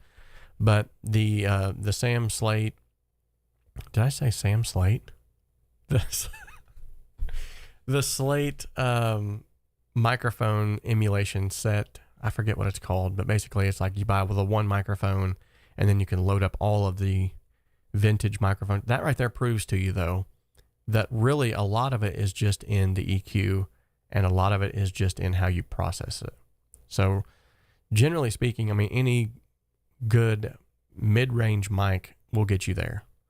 You start going like lower range stuff and you might as well just save your money and get a better one. But you can't go wrong with an SM58 for a dynamic mic. SM57, great for some vocalist, excellent for guitar cabs, excellent for piano, excellent for guitar, acoustic guitar. I even like that. Isotope is offering some great bundles right now. Oh, don't tell me that. I love Isotope. I actually buy very, very few plugins, but the few plugins that I do buy are from Softtube, Isotope, and let's see. I don't know that I've even bought anything other than that right now, to the best of my knowledge. No. Anyway, I think it's called the VL1 is his Stephen Slate, not Sam Slate. Stephen Slate's VL1 or VLM1 or whatever it is. Antares has good mic emulation app as well. Yes, I've heard that. I got Elements 9 for free. What? Nice. The IK Multimedia Total Studio, that's nice. Nice. IK Multimedia, that's another awesome company that I want to give a shout out to, because when I was still, I think I was only like, at that time, I think I only had like 700-800 subscribers. Okay. And I had like the million subscriber head of thinking, I'm just going to start reaching out to companies. Not like in the sense of being like, oh, I've got 700 subscribers, but in the sense of like, I'm starting to get some subscribers. I need to just like reach out to companies, which probably wasn't the best time to do it at that point in time. But I thought, hey, I've got 700 people that's tuned in at any given time that would see these products. Surely they would want to. I had so many companies turning me down, but IK Multimedia, out of all those companies, said, hey, we've checked out your channel. We like what you're doing. We know that you're not a bigger channel, but we want to help out. And so they sent over the T-Rax 5 bundle for free. Said, here, test them out, try them out, keep them. If you love them, do reviews on them. We'd like to see your reviews. So I did an entire playlist. It's actually here on my channel of IK Multimedia's, the T-Rax 5 bundle. Absolutely amazing plugins. And I'm not just saying that because they gave me free ones. I'm saying that because they are amazing. For one, the Master Match, that is a game changer. I mean, if you own the Master Match plugin, you can master in minutes. Well, less minutes than you would anyway. But you can master very quickly. And simply because the plugin, I don't know if you've ever seen this, but the plugin, you load in like 3 reference tracks, and then the algorithm goes through and listens to those reference tracks, and it takes like the frequency spectrums of those 3 reference tracks, sort of gives you a I can't think today, an average there. They give you sort of an average of those frequency spectrums, and then you have 2 sliders. One of them will allow you to match your frequencies of your entire mix to the average of the 3, or you can dip it down and like make it totally different. And it also lets you match the average loudness of those 3. So literally, I mean, with the 2 sliders, you can get like almost right to that point of being like, this is mastered.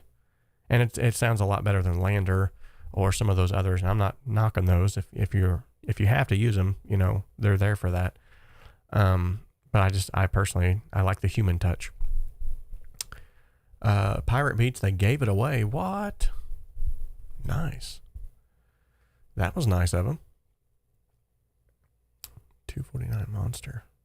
Oh yeah, you're talking about the, okay. Do I get support from BandLab? No. Actually, I don't. I did just reach out to them this week. Actually, I applied for a job with BandLab. Haven't heard anything back from them yet, but they needed a customer support specialist, someone who would be able to help people through their problems with BandLab. And I thought, I'm already doing that. I might as well apply. Didn't hear anything back. I may not ever. That's fine. That's cool. I'm still doing what I like to do right here. So, and who knows, maybe if I got on with one of them through the company, maybe they would say, well, you got to shut your channel down because that's not aligning with, who knows. Which I definitely wouldn't want to do that. I like having my channel. I like having the freedom of being able to say and do and cover whatever I want to cover. So thank you though for having enough faith in me that I could actually help people. It came with T-Rax 1. Oh, nice. Yeah, Singapore is a long way away. This was, I think it was going to be like a remote type job though, where basically you would do pretty much what I'm doing now, creating tutorials, creating PDF files to help people, just anything. So yeah, maybe you all could just flood their inbox and be like, hey, there's a guy that's applied. You need to hire him. And you need to pay him like way more than anyone else. No, if that was the case and they came to me and said, hey, we're willing to pay you like 50 grand a year, I'd be all over that. Unless, you know, if there was like some big stipulation, like unless, you know, we'll pay you this much, but that would depend. Because if they were going to say, you know, like you would have to give up some of your belief systems or anything like that, I would be like, I don't know about all that. So that's another reason why I like this. At any given time, I can tell someone in the chat like, hey, I'm praying for you. And that's perfectly fine. But when you're working for a company and you're representing a company, you can't always do that. So At some point in time, who knows? Maybe I'll be making $50,000 a year on YouTube. Right.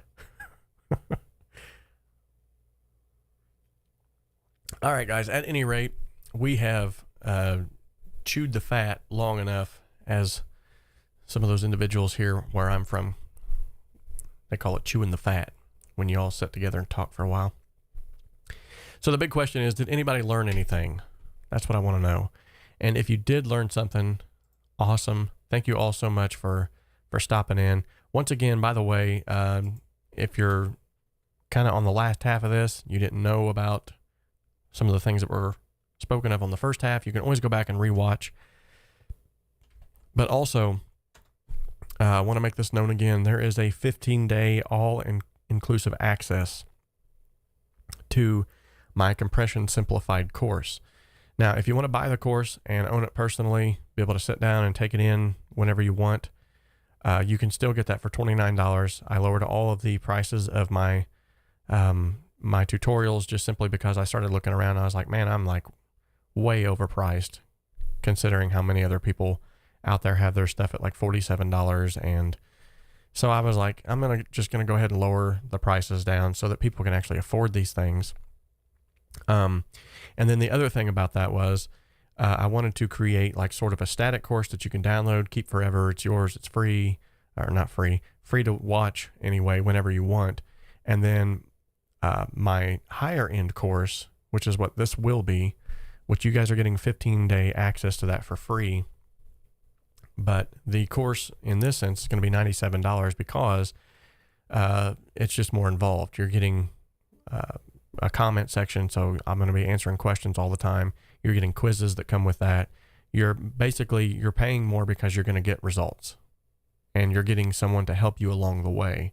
So you're getting access to a mentor along the way to help you through that, instead of just buying a static course, watching it and going, well, I have this question, but I can't ask until I get on the live stream, or I ask him through here. And you're always welcome to do that.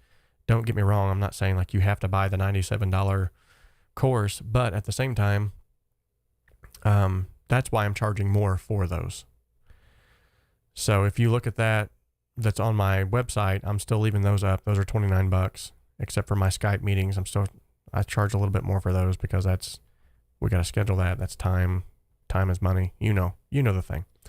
But with these, it's going to be more of almost like a college course. And so what I'd like to do is I'd like to integrate this eventually into my Patreon account, to where individuals who are Patreon members get access to these, much like we're doing here today. So you guys are getting a 15-day access, which should be more than enough time to complete the course. If it's not, we can work something out. But then all I ask from you is, once you complete the course, send me an email, give me a shout out somewhere on the interwebs, and let me know, like, did it help you? What did you think of it? Did you learn how to use a compressor after you watched it? Just some simple questions. That way I can know how to reshape the course if need be, or if it's fine, just go ahead and say, okay, I'm going to let that one lie and work on another. I've got so many ideas, so many irons in the fire that I want to create to help people out. But I just got to know, I got to get the heartbeat of the tribe, so to speak, before I can just release something. That way I'm actually releasing something I know that you guys want and need. And that's why, like here recently, I've had my last couple of tutorials that I've released on YouTube have been based off of suggestions that you guys have asked, either through the Wheel of Awesomeness. We spun the Wheel of Awesomeness and someone had said, hey, here's a tutorial video request. Make this tutorial. Sometimes I'll be able to say yes. Sometimes I got to say, well, hold off on that one. And then sometimes I might have to say, that's not my area. That's not my cup of tea. But generally speaking, with all of them that's been released here recently, it's been because of suggestions that you guys have made. It's either been because of that or the polls that I've made. The one with the reverb, for instance, three reverb hacks to get your vocals to sit perfectly in a mix. That one simply came because I held a poll on the community portion of the YouTube channel. And I said, which one of these effects do you guys like to use the most? And then when you guys said reverb, I was like, boom, I'm going to make a tutorial on that. So thank you, Pirate Beats. I appreciate that. That Melodyne tutorial came from a suggestion from a Patreon member. VST404 messaged me personally through the Facebook page and said, man, I really would like to know more about Melodyne. So boom, there it is. Or no, I'm sorry. His was the MIDI tutorial. The Melodyne tutorial was from the live stream, the tutorial video request, and from a poll. Whew, trying to keep all this stuff straight. At any rate, we're working together to try to help one another to get better at this. It doesn't happen overnight, but one thing that I didn't have whenever I was growing up is that mentor aspect of someone who was willing to take the time and say, hey, you know, that sounds good, but if you did this and this and this, it would sound just a little bit better. And so that's what the mix critiques are all about. Like when I offer a free mix critique, or as a paid service, someone says, hey, how much would you charge to do a mix critique? That's what that's about. It's not like tearing you down and saying like your mix stinks and this is what you need to do to make it better because I'm so much better than you. No, what I'm saying is like, and generally speaking, most of the stuff that I get is like already sounds really good. So all I have to do is like give just a few minor suggestions. And well, like for instance, the Circle the Wagons by Mark Bergstaller, whenever he submitted that for a mix critique, I recorded the video real quick. I gave him 4 tips and said, man, if you just do these 4 things, I think that mix is really going to shine. He emailed me back and was like, dude, I made the changes and it's amazing. And so he took it well, but because of that, boom, he got a better sounding mix. And then now he said he's actually to the point where I think, if I remember correctly, he's releasing that. So he's gained the confidence now from that. So by having a mentor or someone who's going to stop and take the time and say, look, it's okay, I'm going to hold your hand, we're going to walk through this fire together. That really is going to help you more than anything. And that's what got me like light years ahead of some of my peers, is the fact that I had people that stopped and took time with me, and I asked them. They seen, okay, he's humble enough to ask and admit that he's not everything that he thinks he is. And so keeping humble and keeping a small head and just keeping your nose down into the grindstone and doing this day in and day out is going to get you a lot better. So, all right, guys, use that link and go and check out the Compression Simplified course. Make sure as well that you enter the giveaway if you have not entered the giveaway. We are still having the giveaway until the 26th of this month. And I think I have, maybe not.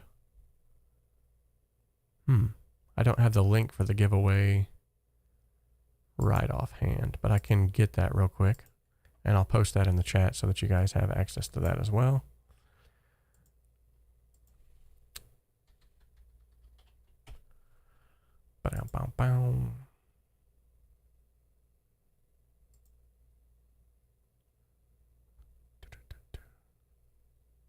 So yeah, this giveaway is also, I'm trying to do this big push to get to 5,000 subscribers because, yeah, I really, that's like a benchmark for me. I don't know why 5,000, that number, but that's like, I really want to get to, I will feel like at least that I've accomplished a goal here on YouTube, other than just helping people out. I mean, that's my main goal, but my personal goal is I want to see 5,000. Okay, so here's the link. Follow that link. That will take you to the giveaway. There's going to be 6 winners in this giveaway. And basically, if you've done any giveaways before, you accomplish tasks in the giveaway. For every task that you accomplish, you get entries into the giveaway. It's that simple. And then obviously for this one, the most giveaway entries that you get is for sharing it with people. So it's something that trying to get that push out there to gain interest in the channel, to get people back here so that I can help as many people as possible. All right. And then when we reach that goal, we're going to have another big giveaway. These headphones will be part of that giveaway. So in this particular giveaway, we're giving 3 people the course Compression Simplified. 3 people are going to get the course it's the Cakewalk by BandLab tutorials. So 3 people are going to get those. 6 winners total. 6 winners, folks. All right. So we are going to go ahead and, unless there's any more questions, I'm going to go ahead and end today's stream. I hope that you guys learned something. If you did, leave that in the comment section below. Let me know if there's anything that I didn't cover that I should have covered. If you can think of in between there, just comment below this video and let me know that. Also, if you think this video would be helpful for other people who are maybe struggling with EQ, wrapping their head around it, share it. Please share it with as many people as you possibly can. And then also too, this is only open for 15 days. So go and check out that link and get yourself up to speed on compression as well. That's going to greatly improve your mixes as well. So if we have no other questions, I'll give it just a few more minutes just to see if some more questions come in. Then we will go ahead and end today's live stream. Let's give some shout outs real quick while we're waiting. Here are the individuals who have obtained awesomeness today. Wow, look at all those super chats. Man, you guys are awesome.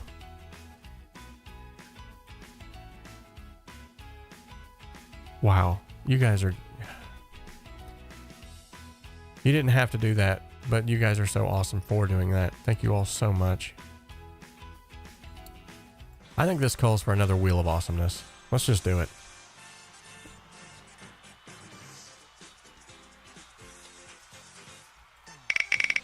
Here we go, ladies and gentlemen. We are spinning the wheel. Coming back to my Casey Kasem voice, we've got some trivia. All right, so we're going to end the show out today with some trivia. That's a good fun way to end it anyway. So for today's trivia, at what unusual institutions did Johnny Cash record a number of his live albums?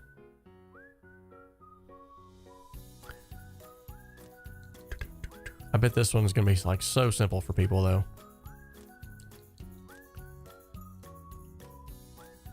I know there's a lag in the stream, so I'm gonna give it about 20-30 seconds here. I think it's like a 32-second lag.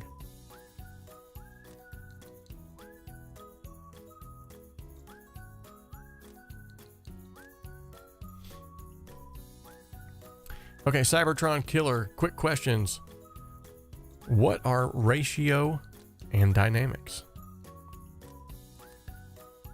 Dave's got his fillers out, and I have a feeling that he did not Google that.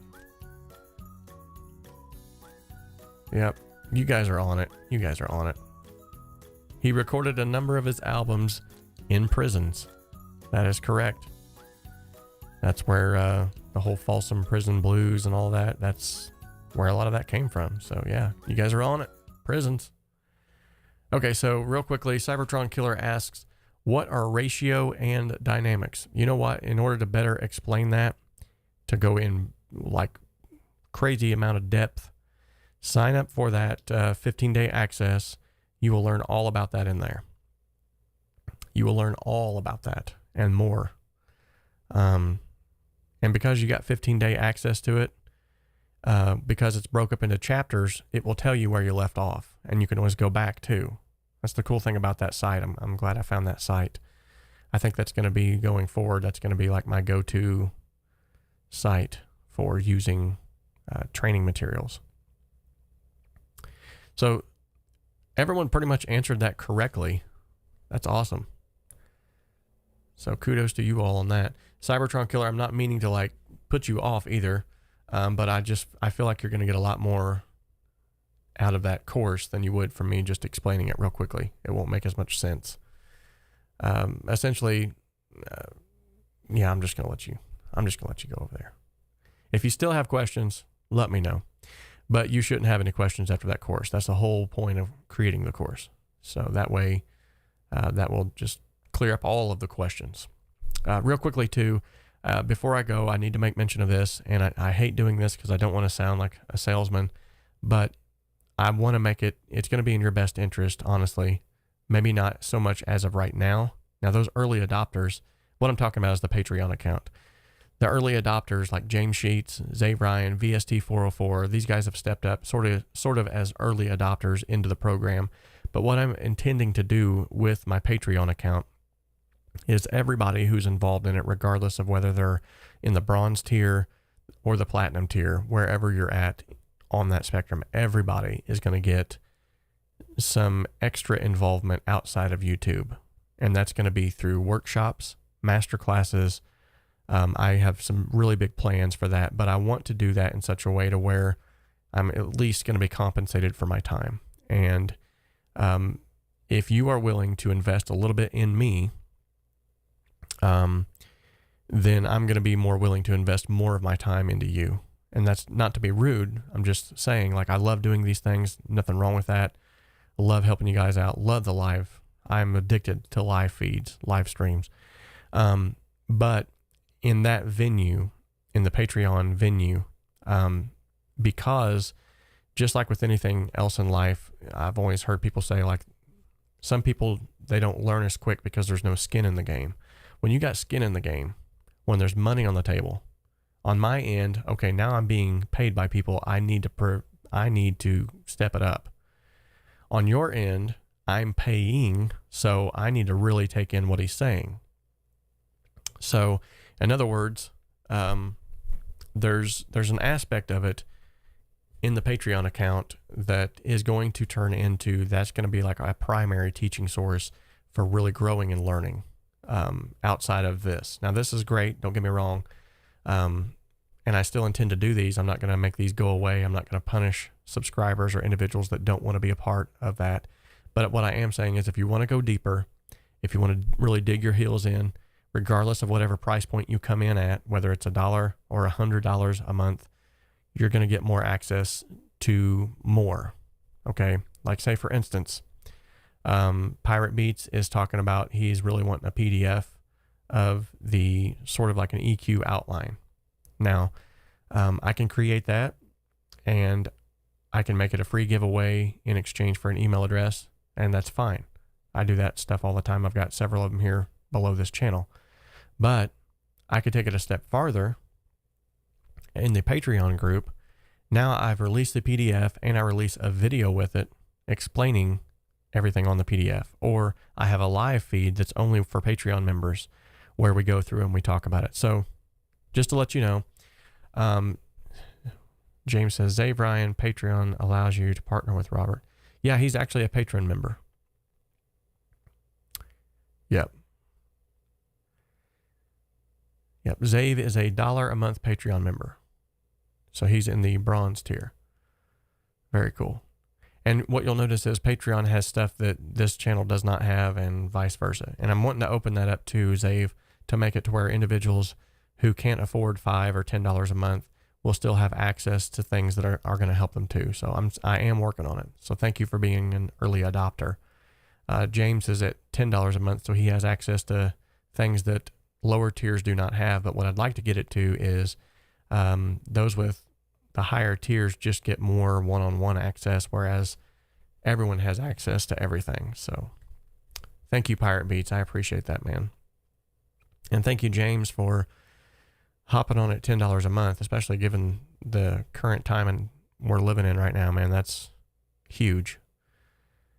And VST 404, I'm not sure if you're on here, but thank you so much too. He came on board at $5 a month, barely even knew me. He just watched a couple of videos and said, I wanted to support. So that's super awesome.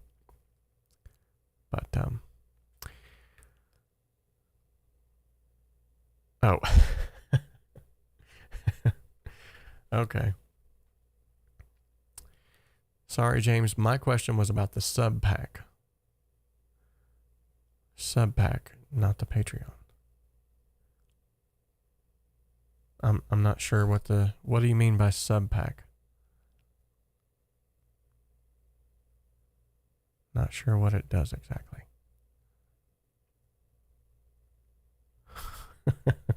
I can't go without my food, James. Can't go without my food. Gotta have my Twinkies. Zave, if you don't mind, before I hop off of here, I just want to clarify, what does the sub pack mean? I'm not sure.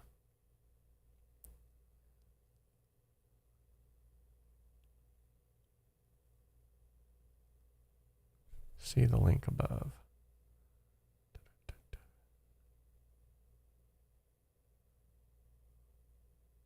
Oh, the last link that I posted. Let me, let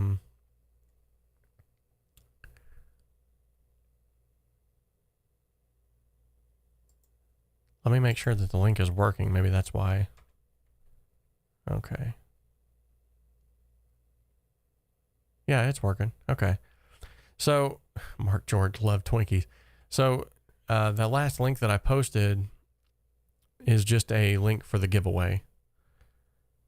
And what that does is basically you just complete the different steps on the giveaway, and then at the end of that, I draw winners who will win courses. I think that's what you're talking about. I hope that's what you're talking about. I'm trying to scroll back up and make sure that I didn't miss something maybe you posted.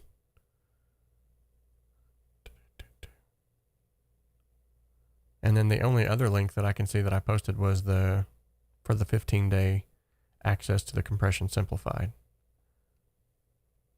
No, it was a link I posted. I didn't see a link that you posted unless sometimes links are hidden. Let me check and make sure.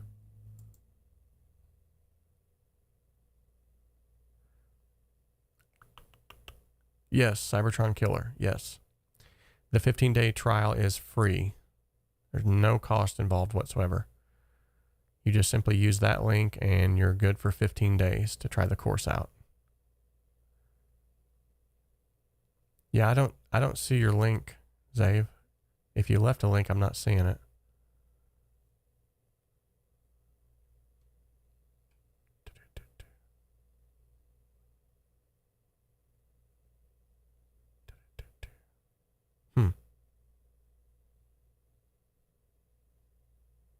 No, it was a link I posted. Yeah, I'm not seeing your link.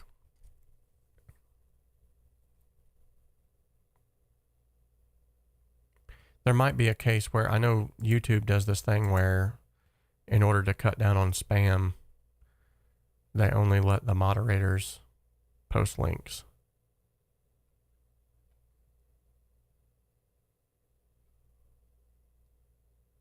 So I'm not sure.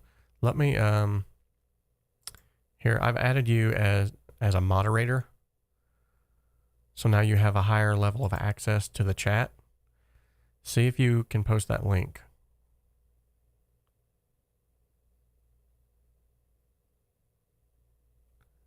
Some kind of a kit that goes with headphones. It looks like a backpack. Not sure.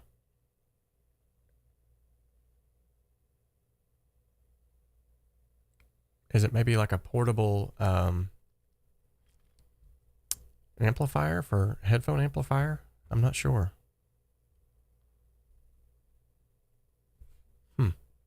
See if you can post that link.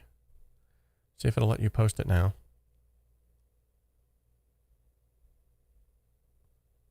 And I'll go and try to check that out. But I'm not seeing it in the chat anywhere. Like literally, YouTube has taken it out of the chat or something. It's weird.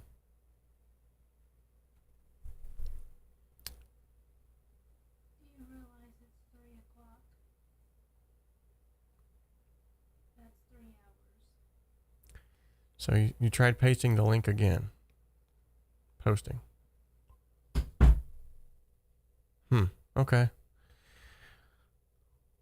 Well, apparently it's not working. It's not letting you put links in for some reason. So I think that's part of YouTube's, like I said, oh, there it is. Now it's coming through. Let me check that out.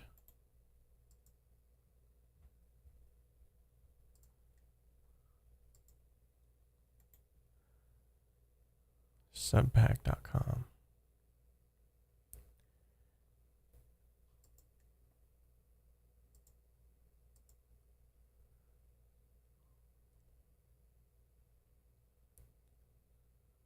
Yeah, I'm not sure about that one.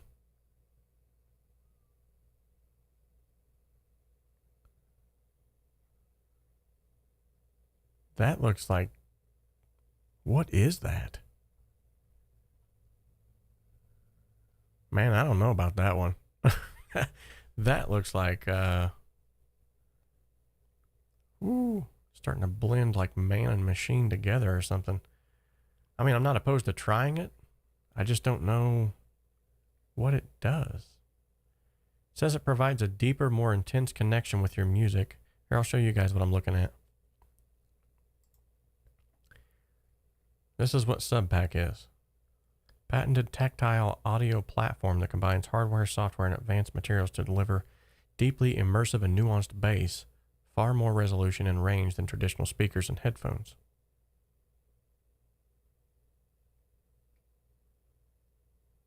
Bone conduction? Man, I don't know. This is just getting... Woo. Yeah, I don't know about all that.